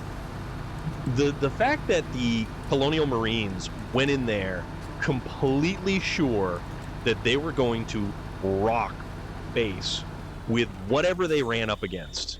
And they were thinking that it wasn't going to be anything. And then they get their back ends handed to them. They just get used. And realize, hey, maybe we're not the highest on the food chain after all. But the Alien franchise gave birth to one of the most unbelievably awesome female action heroes, or not even just action heroes, but survivor characters in, Sigourney Weaver. Pretty much all of the Alien movies were great, some better than others, but 3 didn't suck as bad. No, you know what? In a retrospective, certain movie studios had a hand in meddling with a lot of the stuff. And it's unfortunate. It really is unfortunate that, yeah, okay, fine. They're the ones footing the bill for everything. But if the choices that they make don't make sense and make for an overall poor movie, then what are you going to do about it? That's the unfortunate part. But I liked Alien Resurrection. I thought Alien Resurrection with Ron Perlman was in that. One thing I only found out a while ago, Vasquez Aliens is John Connor's... Yes! Yep. She, yeah, she had a drastically different. Resurrection was good. Yes, and Winona Ryder. Yep, Winona Ryder, Ron Perlman. Like, that entire cast was a bunch of characters from all over the place. Dirt Road Disciple, dude, thank you again. You gifted the sub to Freakin'. And I appreciate that, man. I really do. Thank you for hanging out. And thank you for the conversation, too. I always enjoy lively conversation back and forth about any number of topics. Because as the bio says, down below the screen down there, I know a whole hell of a lot about damn near everything, but I sure can't apply it to anything, so here I am. Oh, that's good like that. I have fun with it, though. Alien Isolation is good as well. Scar, how you doing? Alien Isolation, the video game? Opinion on Halloween Ends. I've not actually had the opportunity to really sit down and watch the rest of the Halloween movies, mostly because when Rob Zombie started to redo the Halloween movies, so that one is a masterclass in just panic and anxiety. I've watched a lot of people play that game. I've never actually played really any of it myself, but even Aliens, the most recent Aliens Marines one that they had available was pretty good. It wasn't a bad Swarm style game. Halloween 1 by Zombie was good. Zombies Halloween 2. Yes, exactly. I think it did too much to humanize a character. Fun fact, my dad was at school with John Hurt. No way. John Hurt is a... Whoa, man, that dude's awesome. John Hurt is an awesome actor. There's so much that guy does that's fantastic. And that whole scene, the way that you read how it played out, Rob Zombie's version of Halloween's were up... I like the first Rob Zombie Halloween. The first Rob Zombie Halloween felt good, but I still think it went too far to humanize the character.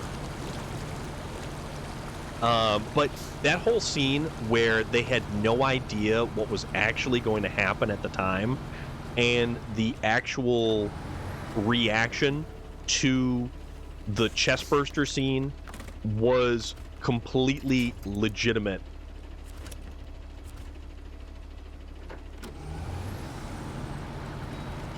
Let's just drag this bad boy right on out of here. Oh, cool. And now it's it's all upright. But yeah, that chestburster scene, and the fact that John Hurt comes back to show up at the end of Spaceballs and essentially repeats the entire scene, and the alien kind of just dances his way across the kitchen, the diner counter at the very end there. And then Barth goes, "Check, please." Was awesome. No spoilers. The last three Halloweens, the first one was great. The second one was just sort of okay. And I love the last one. Everyone I've spoken to about the Halloween Ends hated it. Big Stevie94, thank you very much for the follow. Hope you're doing well this evening. I am doing awesome. Feeling pretty good. Was Season of the Witch... Yes. Season of the Witch was Halloween 3, the original series. And the thing is, it did not have anything to do with Michael Myers or Loomis or any of the storyline for the actual Halloween. 3 was a wonderful movie. 3 was if it had just not been called Halloween, it really would have succeeded on a whole other level for that particular franchise. I'm doing great. I am doing absolutely great tonight. We're discussing the Halloween movies and the Halloween franchise. We were talking about the Aliens franchise, and we've apparently moved on. 2 more days to Halloween. Silver Shamrock. Yes, the Silver Shamrock jingle. And if you wore the Silver Shamrock mask at a particular time, it basically turned your head into a bunch of bugs. And that whole thing was just bonkers. All right, so we go all the way down here and across to here. So that's one that we're going to recover. I liked Donald Pleasance. So the Donald Pleasance character in the Rob Zombie version of the movies was played by what's his name, who did A Clockwork Orange. Still on with Alien, like Rambo versus First. Oh crap! Rambo versus First Blood, Aliens 2. Yes.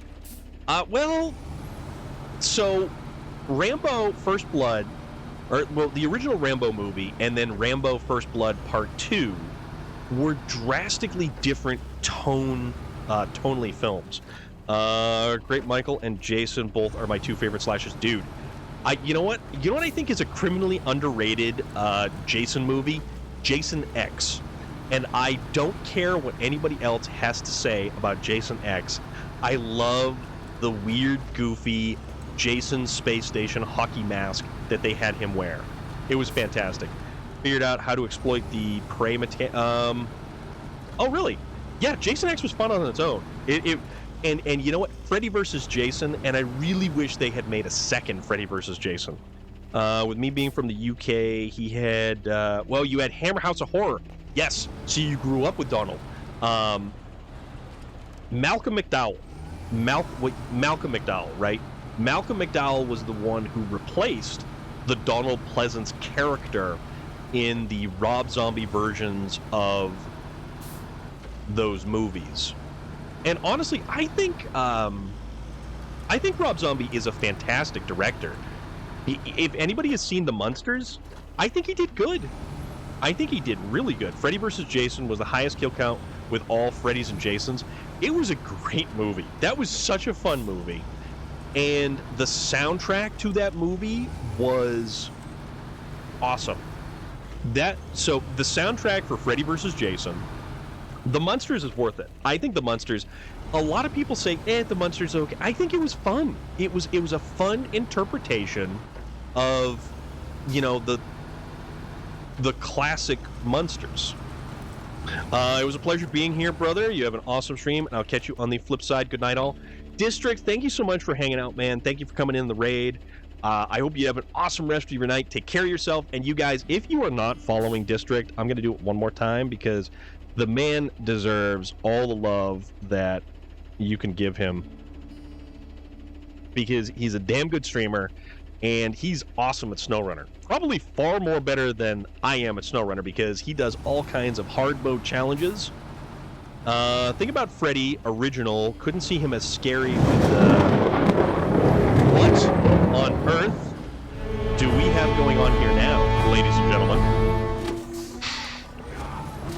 District, take care of yourself, man. Court night coming in.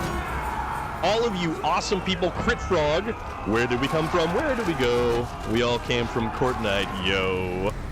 How are you all doing, you legends, you magical, mythical, wondrous individuals? All of you. Shadow Dread, thank you very much for that. I know he appreciates it, and I also appreciate it. What's going on? How is everybody? What are you doing? Halo! And in the magical words of Hilo, where did we come from? Where did we go? We all came from Court Night, yo. So, get shaking, everybody. How y'all doing? I am Storm of Iron, if you didn't know that, but if you did, chances are you already did know that. Skag, what is going on, my friend? That guy right there. That is Cuphead. That is a most recent stream that you were doing. You are a far more adventurous individual than I am to play Cuphead. That is all on you. All right, fuel that up. That is a hell of a game. A hell of a game. Storm is Storm. I kind of am. I think you're right on that one. And also, adventurous, idiotic, fine line. There is also another individual. That is a magical and amazing clip. Crab Graggy, dude, Storm does what it says on the iron. You damn right I do. Damn right. Okay, so that stage is completed with that truck. I hope you guys are having an awesome night, because I am having an awesome night. We were just discussing aliens. We then moved on to the topic of the Halloween franchise, and then the Freddy versus Jason, or the Freddy versus Jason, Jason X, like all kinds of stuff. We're talking apparently like awesome slasher flicks. And it just kind of went there. I have no idea how, but it did, and we're having a wonderful night because of it. So I hope you're all good. I am very good.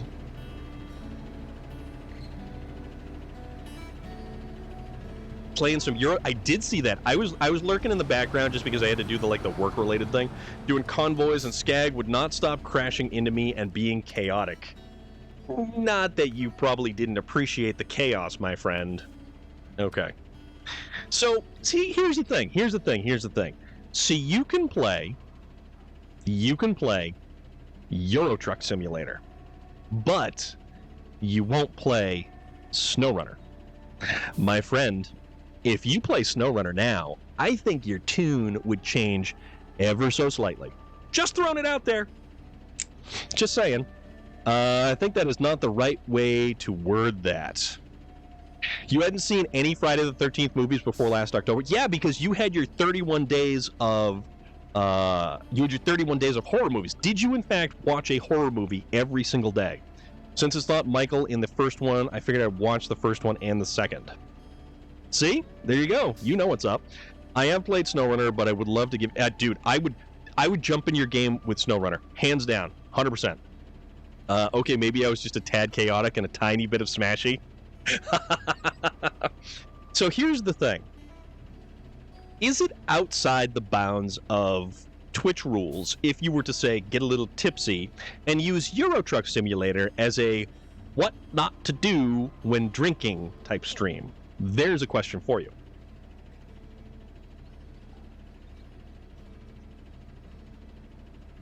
Find out that he doesn't get the iconic hockey mask until the fourth movie. Oh, you don't like Baghead? You don't like Baghead?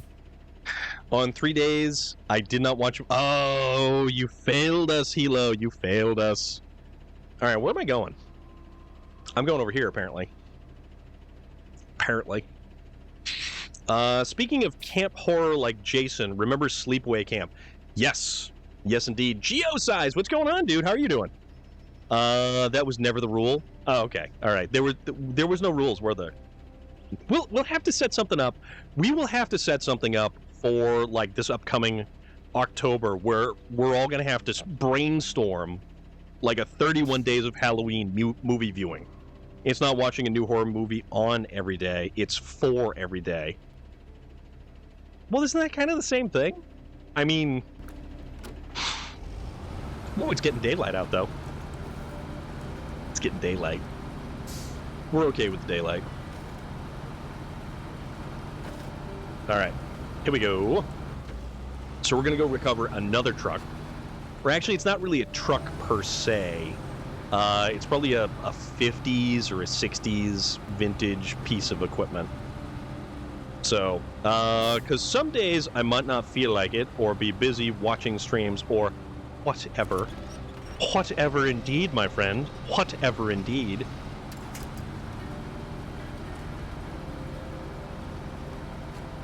Yeah, Court Knight, if you were ever up for playing SnowRunner, I would 100% jump in on multiplayer with you, and you wouldn't have any idea just how wonderful this game can get. Like, this is a Zen experience like no other. And if you give it a chance, if anybody gives this game a chance, and I know there's a bunch of people who love this game and who play this game consistently, me being one of them, we actually played a bunch of SnowRunner on Thursday with Space Viking 42. And you guys, if you don't know Space Viking 42, he's also an artist. And Court Knight, you rated him the other day, which was so awesome. Like, that could not have gone better for an amazing day. Like, you hit your 1,000 follows, and then you rated out to a really, really super nice dude. And then I saw you hanging out in his stream one day, and he really does some incredible art. It's really some great art. He's a phenomenal artist, and I actually own a bunch of pieces of art that he has done, and it's awesome stuff. I've been playing a year now and got 2,500 plus hours in. I fell in love with it, and I know you mentioned it earlier. It really does have one of the best communities. Everyone who streams this game is just such a nice person. Like, I can't tell you ever having run into an individual who plays SnowRunner who is not a nice person or more than willing to talk about the game, to lend a hand, to offer advice or hints or tips or anything like that. And speaking of, we need another truck. Are you playing with a controller? I've always thought about buying SnowRunner. So I am, in fact, using a controller. Finally, a non-talk. It is. It honestly really is. I have been lucky in that regard, in that, like, a lot of people say Dead by Daylight has a toxic fan base, or various other various other games which have significantly larger fan bases. Call of Duty notwithstanding, because you have so many people who play that game, you have such a large cross-section of humanity, so you're always going to get the pendulum that swings to both extremes. This game, however, I have been lucky to not have found or stumbled across really. The only problem with this is if you jump into the multiplayer and you jump into a random multiplayer stream and they don't want you there because they're waiting for a friend of theirs or whatever, and you just get kicked by the host. But yeah, Geosize, I'm definitely playing with the PlayStation controller. PlayStation controller is all me, and it works out great. And the cool thing is, with the PlayStation controller, the adaptive triggers, they haven't kind of added that in yet, but there was talks of using the adaptive triggers, and they do have some force feedback in the controller. The only thing about it is, it was kind of glitchy, so if you take 1 point of tire damage, it feels like the tire is going flat every time you go down the road. Started with my 23-year-old Logitech PS2 wheel, now the G29 with a shifter. Yeah, I've played this game since release, and I have taken small breaks during like DLC cycles. So if there's been a period of time where, like, it's been a long time between DLC, like they did have some issues with DLC basically after what is it? In the year 2 DLC cycle, it wasn't the best. It really wasn't the best. It certainly could have been better than what it was.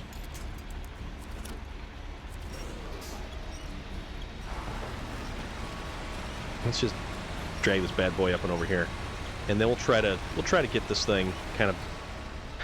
You've got the PlayStation 5 controller. Didn't know if it would be a game that isn't unenjoyable without some type of. You know what? Honestly, now here's the thing. So check this out. Crane mode. You're not going to be able to use this crane effectively without a controller. So, like, if you don't have a controller, you're not going to be able to use the crane. It's not going to be useful to you. But you can still just pick up the controller and use it for just the crane if you wanted to.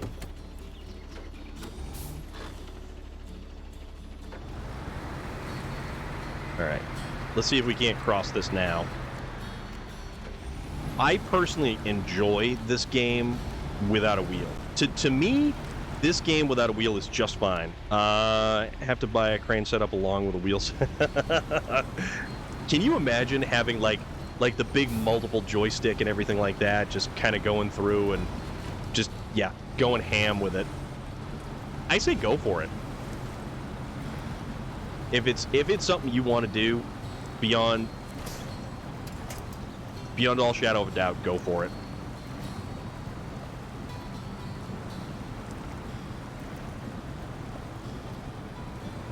All right. There we go. Slowly but surely.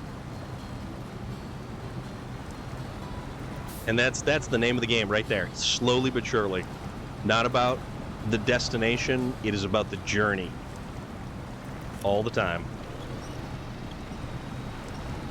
Gotta give ourselves a little bit of a friendly tug. But yeah, if you had the capacity to have a wheel set up and then also have a joystick for the crane, I like using the crane. The crane is really enjoyable. That'd be funny. Make it like an excavator where you turn around in your chair, crane controls become a second monitor. Oh my god, dude, that would be nuts. So here's the interesting thing about that. The Aramatsu Forester. And specifically because you mentioned it, so we're in the Institute, let's go over to the garage. Let me show you something. You're going to get a kick out of this thing. So the Aramatsu Forester is a like a skidder style vehicle. I got to find it in here. It's probably all the way on the bottom because I was using it in Space Viking stream. So 10 to get... Yeah, there it is. Okay. So check this out. Wheel support is horrible on this game. Don't like controllers, so I play with the keyboard and mouse. Dude, keyboard and mouse, specifically on picking out winch points, is just bonkers. Use the G29 in American Truck Simulator.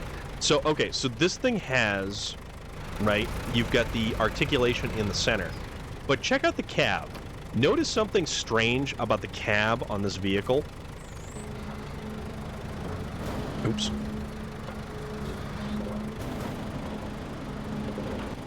See how it turns around?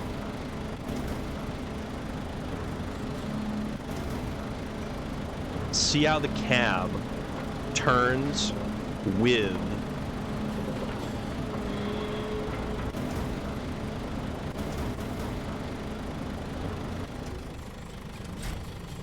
how cool is this?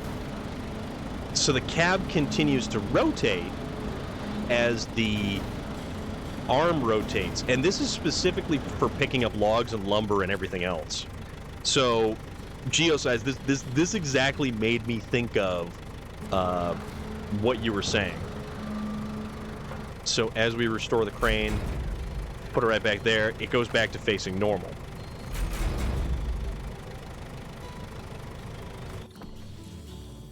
For me, the keyboard and mouse is fastest, best way to play this game. It definitely is. This game, in terms of realism, you will be blown away at the attention to detail that they give all of the different trucks, all of the different vehicles, like interior views. We've got licensed trucks from Chevrolet. We've got licensed trucks from Cat. We've got Western Star. There are so many cool things in this game. Like these dashboards, these displays, these layouts, these are the real thing. Like these, all the gauges spring to life right there. We can watch the tachometer climb as we hit the throttle. It's all amazing stuff. Absolutely amazing stuff. Voron Grad. Okay. All right, so we're going to use this guy. We're going to go get the... I think we're going to get the Dawn. No, the Tuz. We're going to get a Tuz. Little Tuz 166. But yeah, all of this stuff. Like, right down to the radio, the upholstery on the seats, the seat belts, the door panels. It's all incredibly accurate. I gave a chance to this game. I got stuck in 200 hours. Right? It's... You give this game the tiniest little chance, and you end up playing so much of it. Ooh, that thing is all beat up. Will it answer? Hell yeah. So the cool thing is... Oops. My bad. So we go inside, and as we go across the terrain, the little hula dancer, it doesn't have Hino, but that doesn't mean that Hino isn't a brand that is potentially on the horizon. We've got the Tatra, so the Tatra trucks, the actual legitimate Tatra trucks. This game is a fantastic anger management game as well. I think this game is one of the coolest, like, relaxing experiences that you could ever potentially really engage in terms of just, I don't know. It's a very strange feeling, this game. It's, for me, it's relaxing. For me, it's like this is almost my home away from home inside of this game and everything that this game has to experience.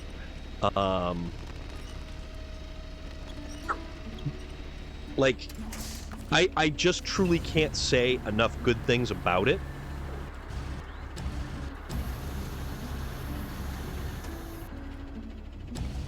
All right, so tell you what, how about we try to also, people have to remember this game is about the journey and not the destination. Exactly. I said exactly the same thing not more than 20 minutes ago, and you're 100% correct. Absolutely 100% correct. Can we actually get this thing? There we go.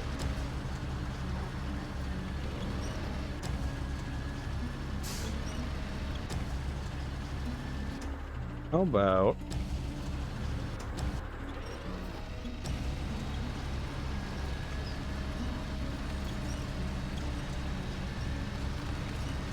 there we go. Come on.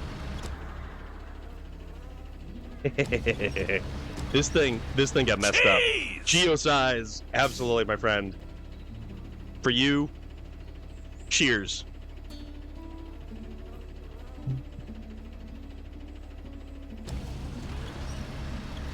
Oh, there we go.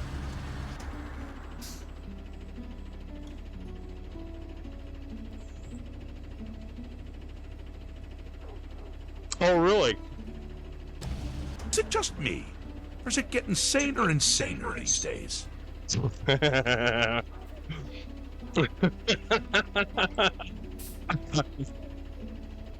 Beans to you, my friend. Absolutely, Geosize. Absolutely, dude. All right, come on. Oh. Uh-oh.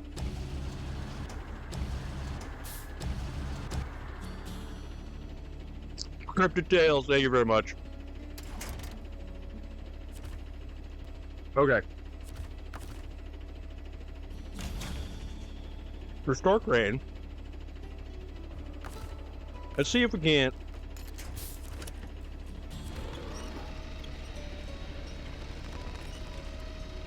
Uh-oh. Goldfish and beans are one of those weird combinations that you secretly end up enjoying. No. No. Well.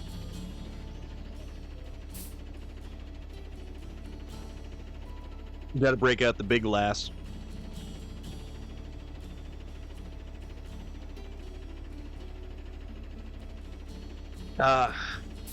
Much better.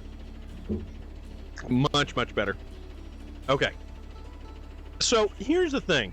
Apparently,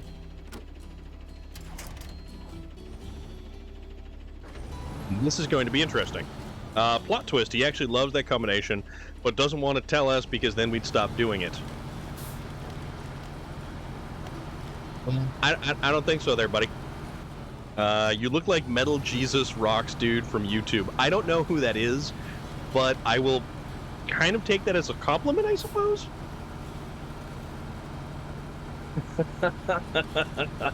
So it's funny you mention that. Once upon a time, years ago, I was at work and I was helping out an older woman with something, trying to locate something for her vehicle, and I was outside. It was kind of a nice day outside, And she stops in like mid conversation, mid sentence, basically telling me the information that I needed. She looks at me and she goes, "You have the face of Christ," and I'm like, "Okay, I'm not gonna." You seem like a fine older woman and everything, and I'm just gonna kind of okay, no problem. He's a game collector, gamer, music player, etc. Old school nerd from the 80s. Storm of Jesus. No, that is not going to be a new redemption. Jesus of Iron. You know, that leads down a very interesting road that could get weird. All right. So let's try to make it back across. Ever hear about Jesus and Lucifer being identical twins? No, actually, I did not hear that one. That would certainly be a new one on me. All right. I kind of hope that it's going to turn in this this vehicle. I thought it was Jesus and Judas. Well, Judas was the one who betrayed Jesus to the Romans for a bag of silver. And there's a lot of mythology around that. And of course, different sci-fi and fantasy shows have taken the idea of the cursed silver and run with it effectively. I forget what show was it? But I mean, I think Lucifer does a really, really good job. Lucifer brings Cain into the picture. Did you hear about Bruce Willis? Oh, dude, that is really unfortunate. Bruce Willis, you haven't seen that episode of Red Dwarf, huh? I have not. I have never actually watched Red Dwarf. I hear Red Dwarf is like the king of the hill when it comes to like nerdy sci-fi, which I'm totally okay with. Yeah, I know. So sue me.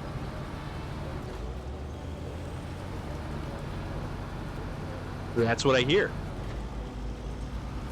All right, so let's bring this thing around. Hopefully we can drop it off. I wasn't going to sue you. Okay. Ooh, good. Okay. All right, so now deliver to corporate garage, Harvest Corp, 3 vehicle spare parts. Oh. Oh.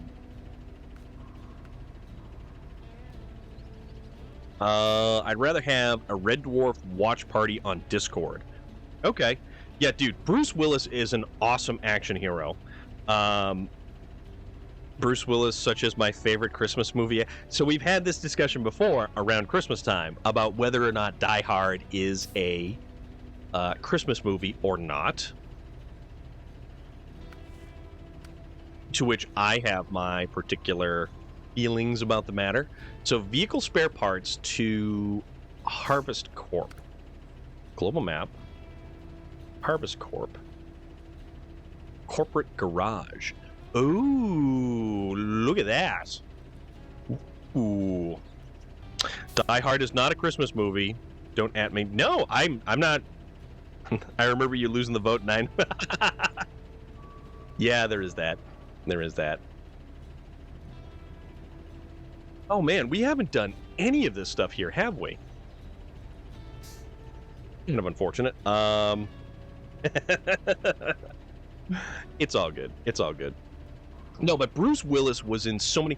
So The Fifth Element, Bruce Willis is awesome. Fifth Element, Bruce Willis, totally awesome. So we've got to go all the way over here, which I guess if we decide to, we can go here. We've never finished this bridge, apparently. Fifth Element is an awesome movie. Fifth Element is such a fantastic movie. The reason why Die Hard has a Christmas involved is criminal people like to hit when people are busy. Cops are... Yeah, you know, it would make sense. It would definitely make sense. All right. So we're going to go back. Going to go to the Institute. Okay. So we need to go and we need to load cargo. You know, we're in the Vorongrat, so this is cool. This is cool. So we can use... Oh, crap. We need the Azov. Hold on. We're going to use the Azov. We're going to bring this back to the garage. Still not a movie about Christmas or with a Christmas focus, though. No. Hey, Echo Spark, how you doing, my friend? What's going on? I bought SnowRunner. You convinced me with Spinny Cab. Okay. Okay. So, what platform did you buy it on? You're all sorted out. Who will blame me?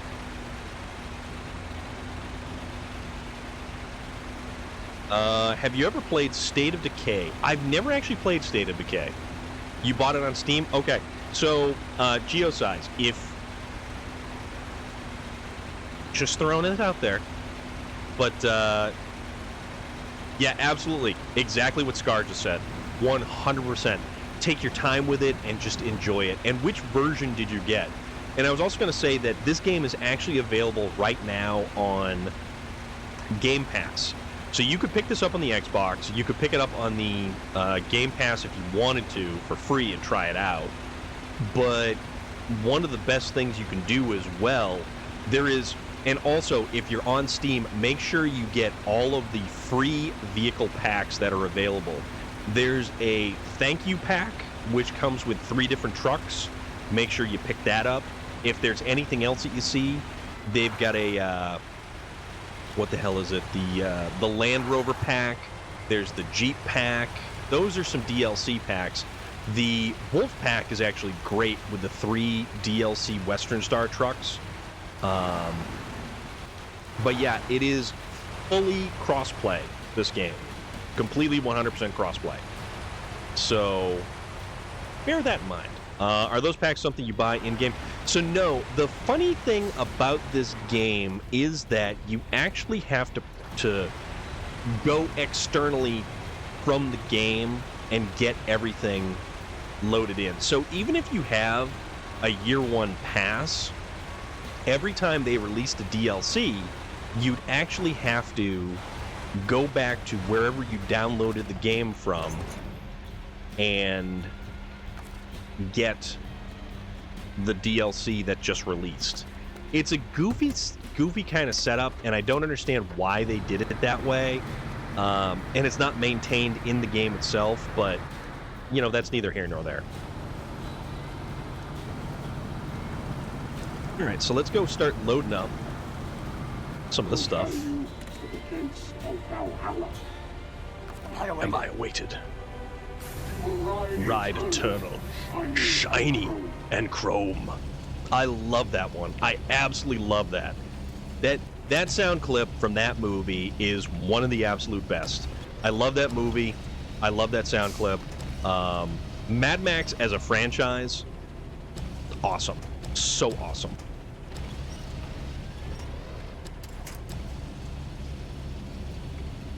Let's see if we can't get that.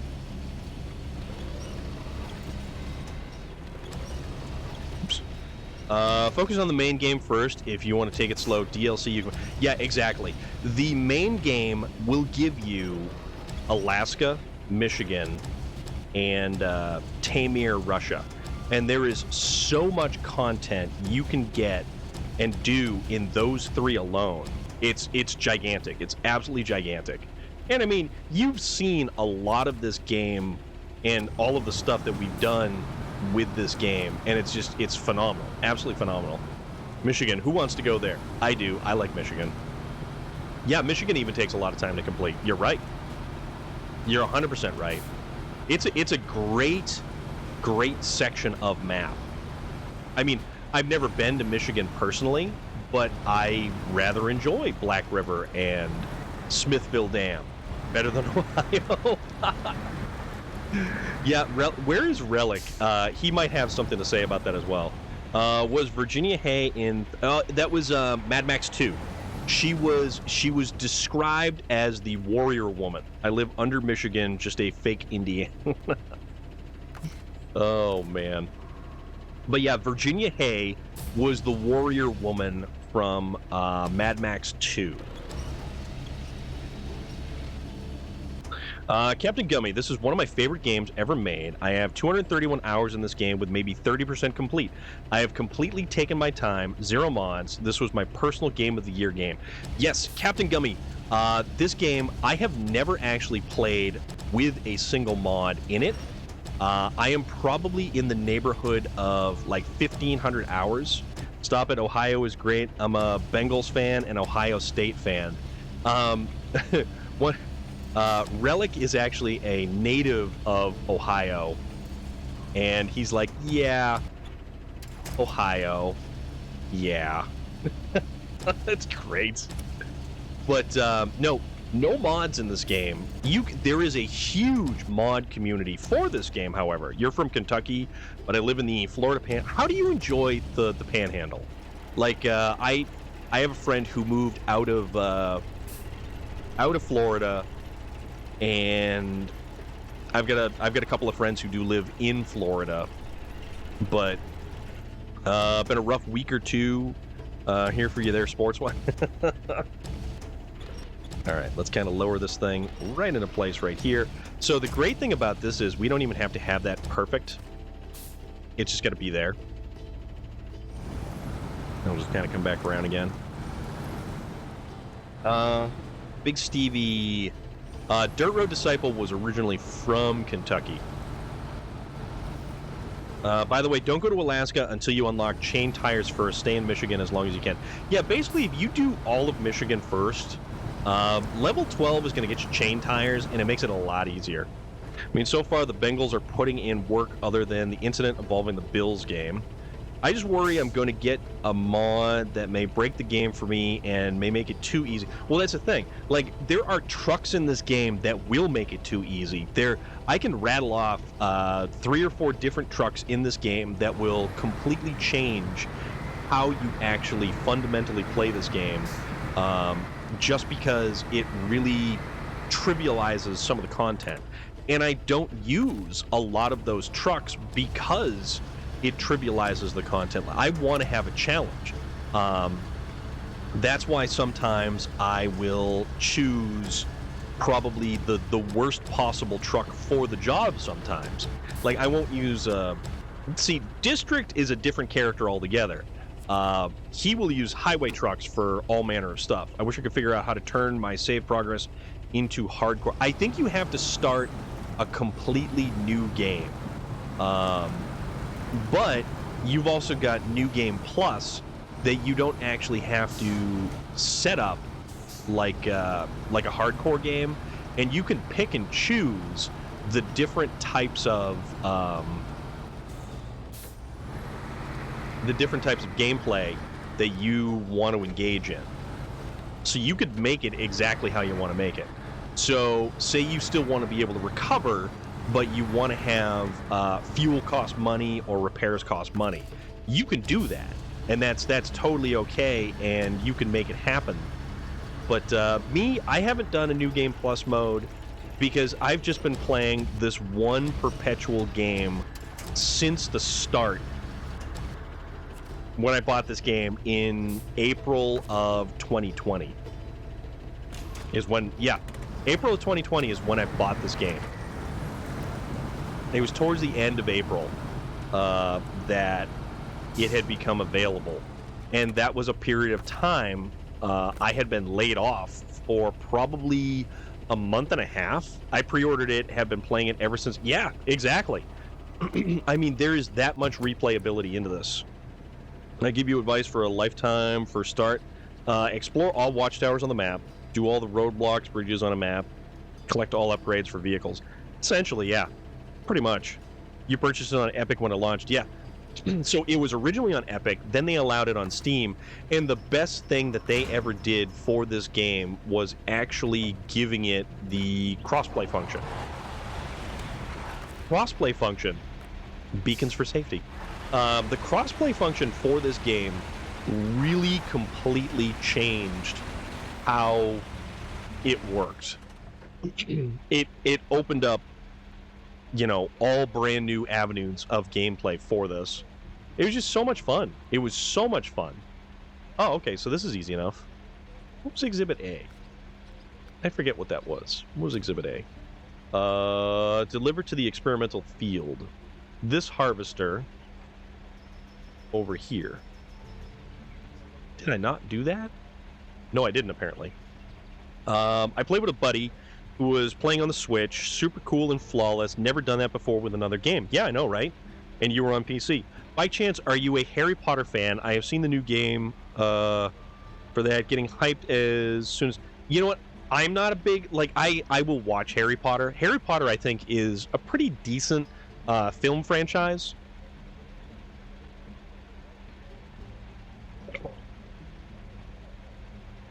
I don't know if I'm going to buy the game. I'm more of a... I'm very excited for Space Marine 2 and for Darktide to finally come from PC to console. But it's only coming to Xbox. So Darktide is actually a lot of fun. It's on PC. I've played it on PC. And Space Marine, though. Girlfriend is hyped as hell. There you go. But yeah, Space Marine is just still laggy. Back to phone. I'm sorry, dude. Yeah, I am so excited about Space Marine. I actually pre-ordered the collector's edition of Space Marine 2. You just recently been watching all the lore. Dude, there is so much expansive lore behind the 40K universe. It would take you hours upon hours upon hours upon hours upon hours and hours and hours to watch all of the YouTube videos that are out there that deal with the lore of the 40K universe and all of the different factions, the intricacies of the universe itself. It's just the timeline from, you know, Warhammer, when it was like 30K to now 40K. It is amazing. I was a huge fan of the original Space Marine game on Space Marine, on the PlayStation 3, and I actually bought the collector's edition of Space Marine on that console, and it was so cool. It was so cool. It gave you a magnet that was a purity seal, so you put it on your fridge. You got the soundtrack, you got art cards, you got the game, and it all came in this really big book-looking thing. You have it on PC and X, dude, right? I put so many hours into the multiplayer after completing the main game. Phone percent is okay. After completing the main game, you unlock like the top tier armor. The armor is all cosmetic. Nothing in the armor will actually net you a benefit in the multiplayer, but all the cosmetic to the armor, the jetpack dudes, yes. If you had the jetpack with the thunder hammer or the power maul, you were a force to be reckoned with. But they didn't have too much for range. The best you could do was a plasma pistol. But what most people didn't realize is if you were using the plasma pistol, you could actually you could rapid fire the plasma.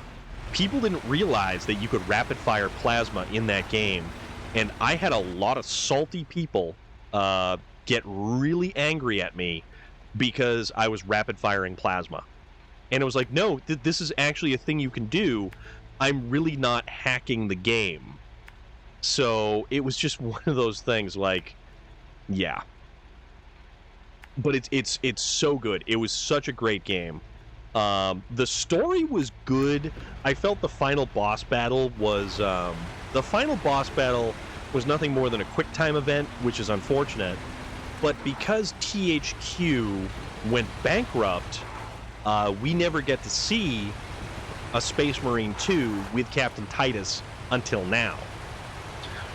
The boss battle itself was cool, don't get me wrong, but the fact that it was nothing more than like a quick time event where you had to just hit the button at the right time was a little bit lacking for me. Like, I kind of wish that it was like we actually had some form of combat that occurred, but the great thing about that game was all of the multiplayer that they had done, where you had a horde mode, and kind of towards the end of it, you had the dreadnought assault, where one player could become the dreadnought, and it was incredible because you were an unstoppable juggernaut. You were a complete killing machine. It was bonkers. It was the multiplayer for that was fantastic. And here's the thing, though. You could be the Devastator Marine and take on any number of heavy weapons, whether you had the heavy plasma, you had the... I don't think you could use the melt-a-gun. Was there a multi-melta for the Devastator class? I don't remember. But you had a las cannon that you could use. My favorite class, however, was the cut and dry tactical marine with both of the perks for the bolter. Yeah, the melt-a-gun was like a shotgun. It was like a really close range shotgun, and it would instantly vaporize anything you put in front of it, because that's what the melt-a-gun in Warhammer 40k lore, that's what it did. It basically vaporized anything that was in front of it, and it was just an incredible short-range weapon. They used it to punch through tanks and heavy armor. Don't want to say what you did, but thank you, my guys. Greatly appreciated. You remember Plasma Bazooka? That was the, basically, you would charge up the heavy plasma cannon. So you had the, so the Jump Pack Marines had a plasma pistol. The Tactical Marines had a plasma gun. You could rapid fire all of that stuff, but you had heat. You had heat that would build up. And the Devastator or the Havoc, the Chaos Havocs, would have a plasma cannon. And you would charge up the plasma to the max and then release it as a giant explosive ball. And it was unbelievably powerful. Like, unbelievably powerful. They used the las cannon as kind of like the de facto sniper weapon, even though the Tactical Marine had the Stalker Bolter, which was kind of a new thing they introduced in that game, because Warhammer 40k lore, they didn't really have a Stalker Bolter, so there was some liberties taken with the game. Holy moly. So the Marine with the big... Dude, Marines were awesome. Relic, what is up, dude? How are you doing? The time is now. Cat Raid, Noxious Notion, how are you? Cadix, we are talking Warhammer. We are talking the classic Space Marine game that came out for the PlayStation 3 and the Xbox 360. Welcome on in, guys. How are you doing? How was your game of Darktide earlier today? And guys, if you are not following Cadix, Cadix is like my adult. So if this is Cartoon Network right here, Cadix is the Adult Swim. He is the great after hours of Twitch for us. And I don't know what that game is, but you know what? He's a delightful and ever so wonderful individual who was last seen playing, how fitting, 40k Darktide. Jello Soda! That's a great description of Cadix. You know what? I would go on and sing his praises nonstop. You also have all of the Dawn of War DLC game. Dude, Dawn of War. That's the Resident Evil 2 remake. Gotcha. But if you guys are not following Cadix, you absolutely should be following Cadix. And any of the other individuals that I have given a shout out to this evening, you should most assuredly be following. District, Court Knight, Miss Silvermoon, everybody who was around here, I'm now following. Dirt Road Disciple, thank you very much, my friend. That is, I know he appreciates it, and I also appreciate it, for real. It's just one big awesome community around here of really great people, and I would, you know, while your tastes may not be exactly that of mine, you know what, I try not to steer people wrong for all of the awesome, great content that is out there. See, Noxious Notion. See, that's what I said that earlier, right? You're too kind. Love you and all of your beautiful community. Dude, you're a wonderful individual. Now, you guys are great. By the way, question, why Resident Evil 4 Remaster is criticized so much? Resident Evil 4 was a weird game to begin. That's the one with the, isn't that the one with the Ouroboros virus? The Ouroboros virus? The one where you went down to, like, yeah, that was a weird one. Cadix is amazing. Great energy and interaction with chat, like Storm. He makes you feel like a person and not just a viewer. Relic, thanks, man. I know that is a wonderful, wonderful way of describing Cat, and you are 100% correct on that. I think mass opinion is just people are tired of remakes. I'm excited, though. I never got to play the original. Which one was that?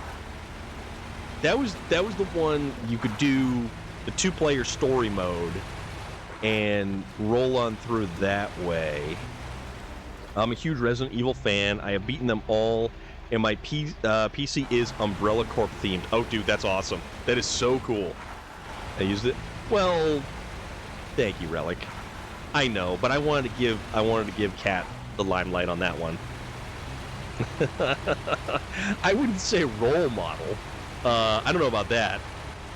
Did you ever play Umbrella Chronicles on Wii? The arcade shooter. Holy crap, they had that on there. Yes, actually, if you have Discord and you wish to be part of our Discord, we keep in touch there. We do.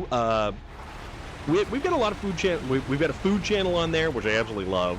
If you make good food, Leon gets sent it into some village. He has to find out what's going. Okay, so that was okay. I think that's the one that was one of the few Resident Evil games that I played all the way through start to finish.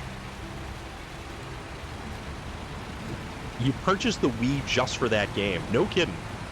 I remember getting a Wii, and then the only things that I ever played on the Wii were like Wii Tennis and Wii Bowling. Like, the game that came with the Wii was better than anything else actually available for the Wii at the time. They had a Pirates of the Caribbean game, which was just trash. Plus he has to rescue President Dollar, I guess. Huh, okay. Alright, deliver to the corporate garage. So this is going to be our garage location. This is awesome. Okay. So we've got vehicle spare parts coming in. Boom. Alright. We could have thought we'd find so many useful things here. Thanks for lending us a hand. Okay, so what's the next one? I've got, like, no... I really haven't been to this map nearly enough.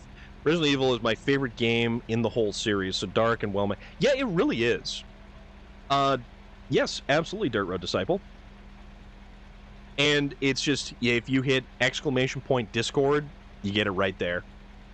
There's so much stuff that I haven't done here. Holy moly. Okay, so in Harvest Corp, now we have Fixing the Fixers. All right, so 4 service spare parts.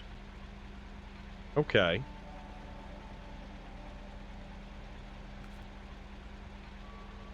This has potential. This has potential. I love the campiness too. It's all good. Don't worry about it. Don't worry about it at all. Let's see. You guys are all good. I hope everybody's having a great night. I really do. It has been a phenomenal night for me because we have bounced around from so many different topics all over the place, and it's been an absolute blast. So let's see. We got to get all of that stuff that's over there.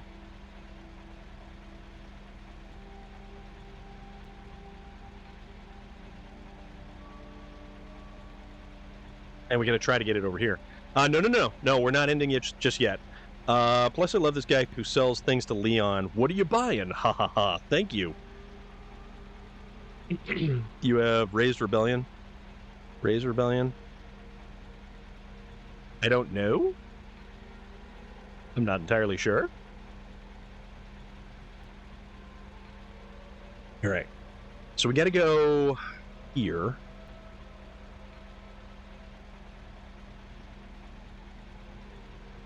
Maybe? Okay. So, the only thing about it is we don't have any fuel out this way. So we might just actually have to... What's the easiest way to get through here?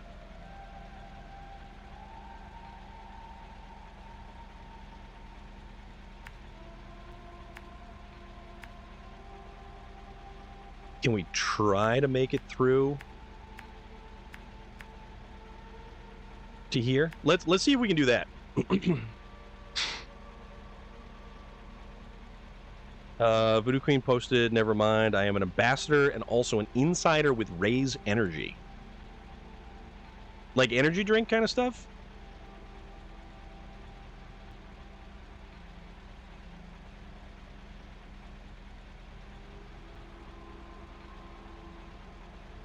No, I didn't realize that. I'm usually not like an energy drink kind of guy. By the way, Chad, who the hell is the guy who appears from nowhere in Resident Evil 4 and selling things to Leon? That's a good question. I don't have an answer to that one. All right, let's spin around here. So we need 2 metal beams and 4 service spare parts. And we're going to have to try to make 2 trips on 3/4 of a tank of fuel. Oh, the guy in hoodie, is he infected? I don't know. The what do you buy in merchant? Isn't that kind of like the theme of most of the Resident Evil games where the merchants are just like really weird, creepy dudes? I say write that down. What are we writing down?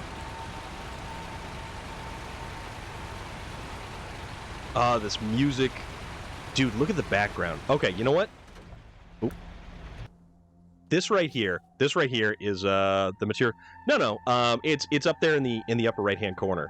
So we're gonna take the aperture. We're gonna do that, and we're gonna go free cam. How is this not incredible? This is a mysterious Ganado character that appears in Resident Evil 4 as a means for the player to upgrade, sell, and purchase weapons. This is going to require a lot of typing, but I will post it. Okay. Dude. Oh, that's beautiful. That is so beautiful. Like that. I tell you what, we're gonna make it so that we can't actually see the trailer. I just want to know you know what? He kind of reminds me of the dude with the tentacles on his face from that other game, Destiny 2. People say he is a virus himself. All right, back to the game. That is such... it looks so cool, though.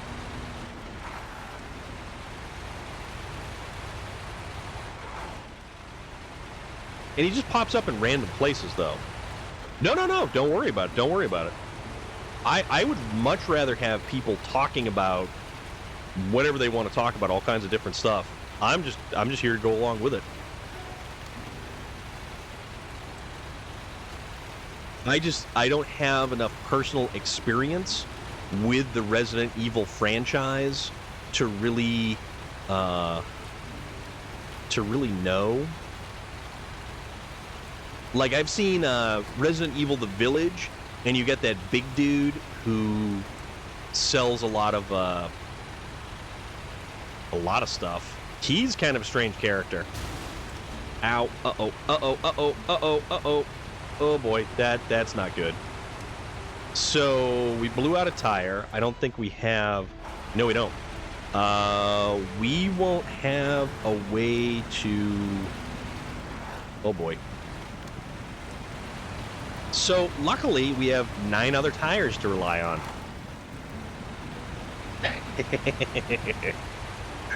Oh, that's great. Oops. All right, let's see if we can't... So we've almost completely deleted all of the suspension. We've got no way of repairing anything because there's nothing good to have some extra tires. This truck, however, does not have the capacity to carry any additional tires. That is the only unfortunate thing. So, depending on how we do this, so that's service spare parts.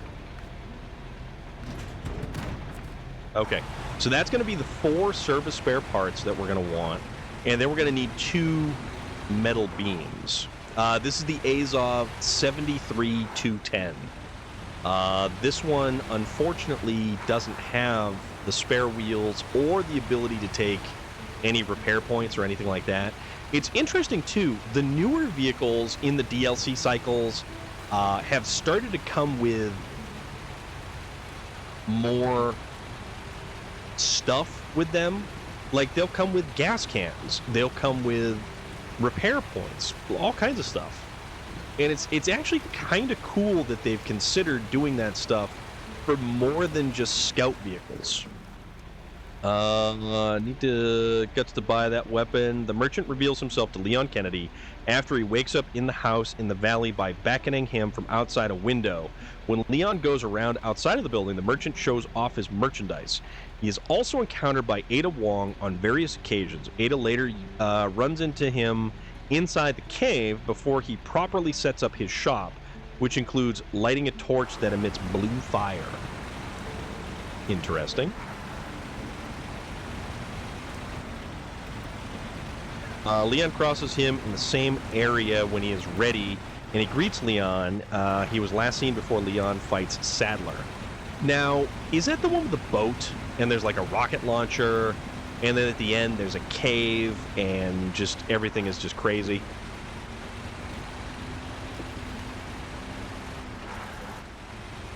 Kinda? Okay.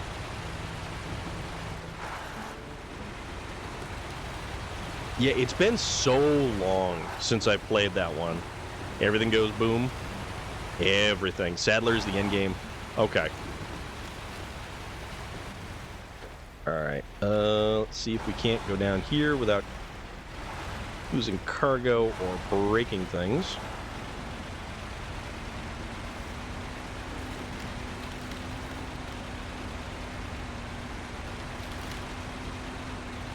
So this will be good if I can actually get this in 2 trips. And it's just got to go over there. I think fuel shouldn't be a problem. Plus he gets help from Wolf. Okay.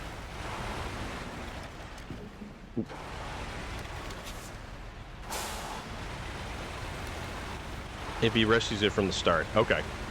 Yeah, it's... Oh, man. It has been so long since I played that game. And I played it at the time. It was 2-player.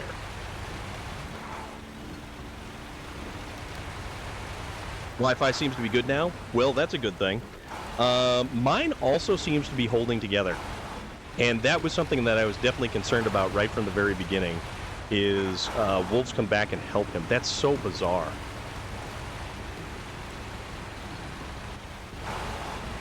All right, so let's see about being very, very cautious and not popping tires as we try to enter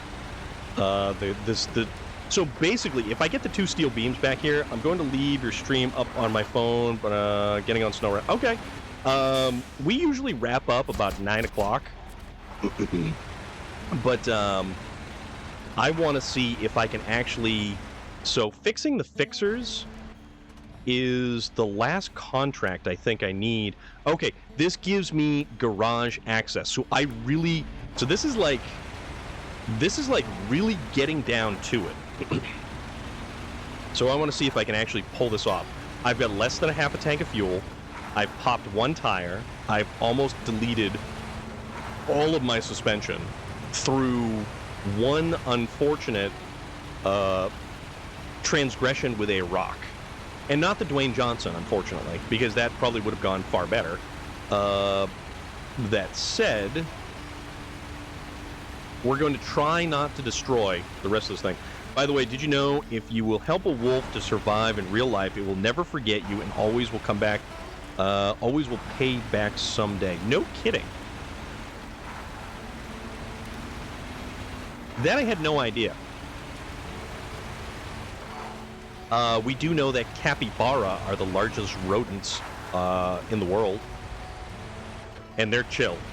Like, if I had a mascot for my stream, it would probably be a capybara.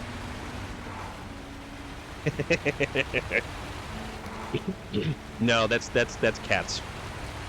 Cat would have a capybara, which would actually be kind of cool.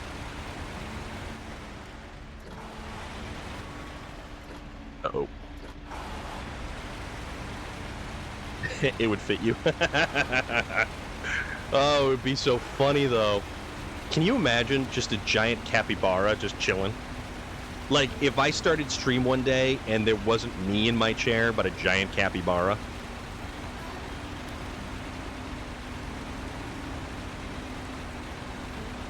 Oh god, that would be so funny. It's just a big old capybara just being like, sup? Doing capybara things. Capybaras are the definition of friend-shaped. They're like a giant, like, they've got this giant jelly bean head. They're phenomenal.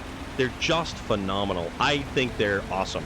A close runner-up to my second favorite weird creature is a naked mole rat. And not because they're naked, because they are just weird all around. Naked mole rats are awesome.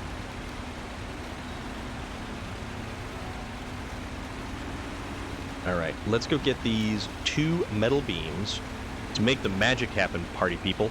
So that's the thing. If I actually get this garage up and running, that means I can repair and refuel and have another base of operations. If I can't get this cargo there, that means I have to bring in a completely different truck to fix my boo-boo. Either with fuel, repair points, what have you.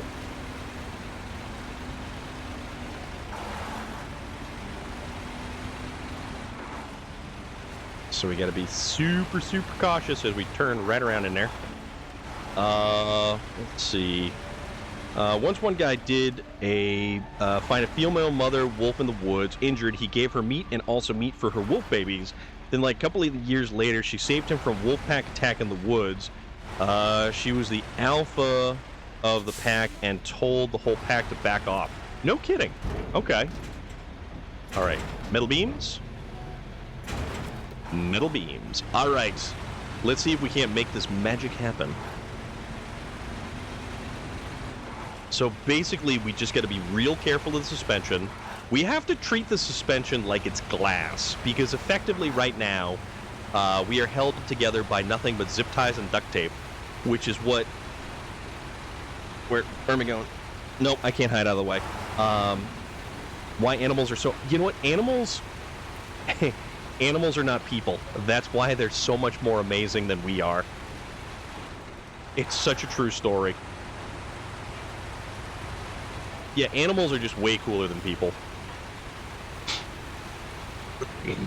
Alright. So as long as I can get through the mess here, and then get up over that other side, and then get these beams delivered with a quarter of a tank of fuel, this is going to be awesome. This is going to be so awesome. And also, who will blame me? You still have... do you know if that person is live currently? Look back! Thank you very much for the follow. Hope you're doing awesome this evening. We're here rocking out to some SnowRunner. Not yet, should be by 9. Okay. Okay. Alright, so... just kind of come casually on through here. Shark Jockey! What is up, dude?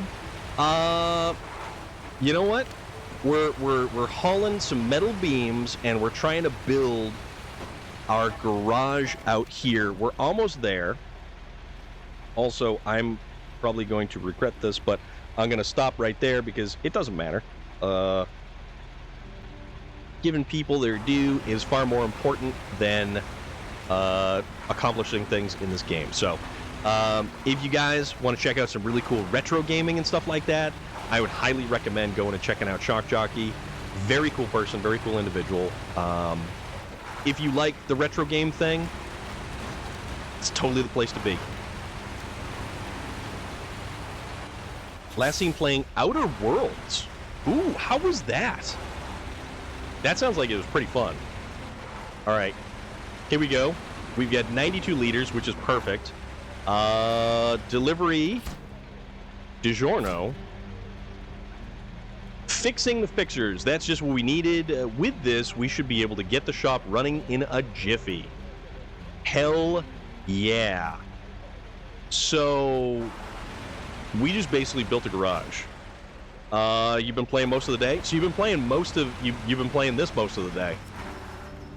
All right, so tell you what, detach the trailer, move to the garage. So now we're repaired, refueled, all done, which is fantastic. Because we were basically rolling in on next to nothing. Outer Worlds is good. It's that game that was done by Obsidian in the vein of Fall. Right. Okay. That was one of those ones that I've seen that I've never actually had the chance. What is my favorite truck? My favorite truck probably is the Navistar, because I absolutely love the Navistar, the MV5000, because it's not the best truck, but it's probably one of my personal favorite trucks. So there is that. There is definitely that.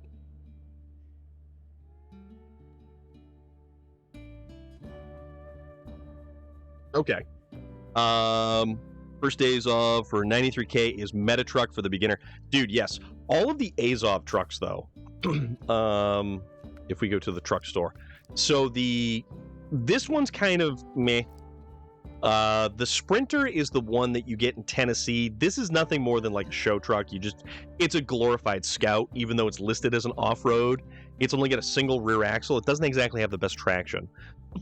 This is one of your earlier Azov trucks that competes with the position for the ANK MK38. Like, this thing is a beast.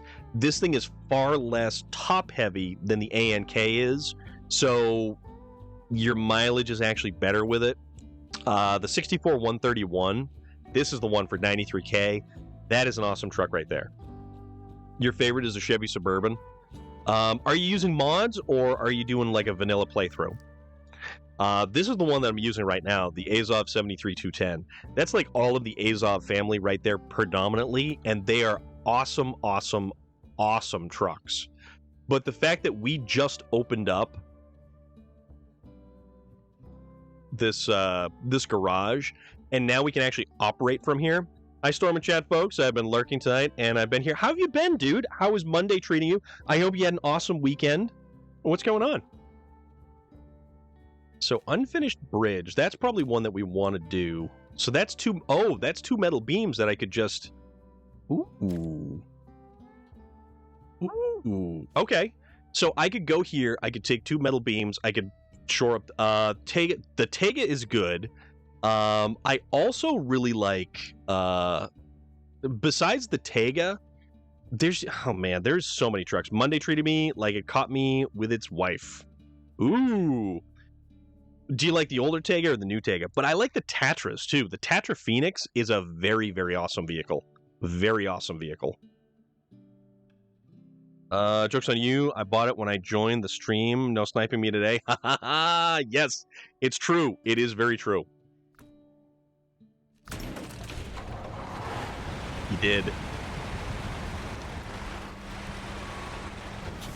Okay, so that was our loading zone.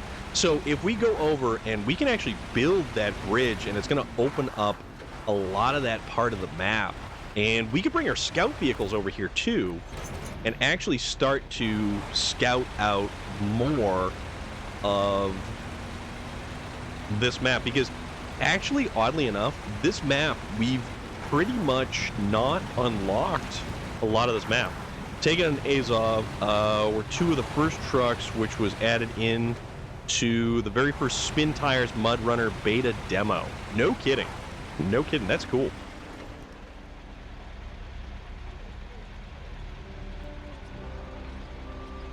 All right.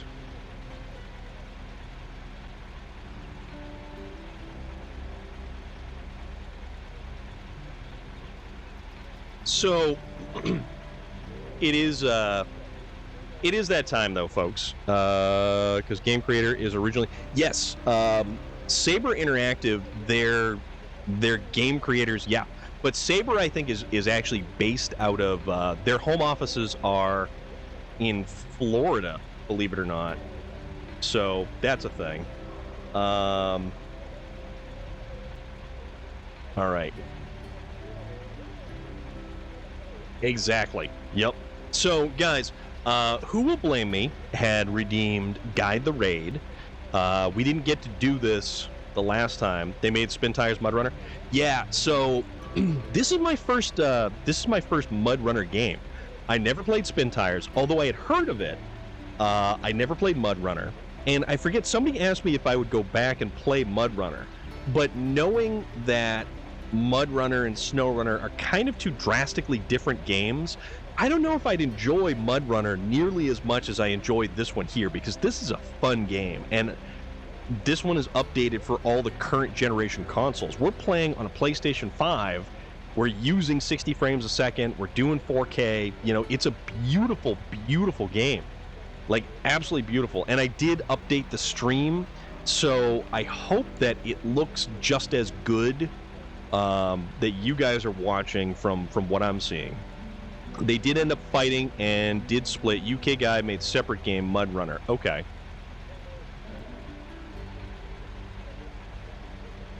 All right. So, because Who Will Blame Me had redeemed Guide the Raid, it looks like he's in his just starting screen right now. So how long does that usually go on for, Who Will Blame Me? This has been an awesome night. I have had a blast tonight. I have had so much fun. Also, what's this dude even playing tonight? Minecraft. I guess we're gonna go see some Minecraft. Shouldn't take too long. All right, well, let's raid on over. And everybody who raided in, thank you so much. I greatly appreciate it. Everybody who followed, you are awesome. And he and Cyber made SnowRunner. Just fully started? Okay. All right, let's go check it out. So, I hope you've had fun tonight. Usually I play Skyrim on Mondays, but I decided because I haven't... I decided that I just want to play SnowRunner tonight. So, we're going to go raid No Namer Gamer. Thank you very much for coming in right in at the tail end of things. Thank you very much for the follow. Who Will Blame Me sounds the Viking war horn. And if you guys have a sub to the channel, you can use the really cool little raid ship when we go raiding on in. So we're going to go raid Draco HC. His channel is intended for mature audiences. Cool. Totally cool. So tomorrow we may be playing Fallout 4, or we might be doing something completely different. Who knows? But I appreciate you all being here. Thank you for hanging out. Thank you for talking movies and television shows and all kinds of other cool stuff like video games and everything else under the sun. That's what it's all about. I'm having a blast. I hope you are too. We'll see you tomorrow, 6 p.m. Eastern Standard Time.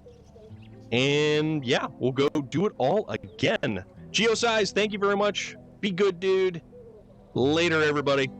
Let's go raid.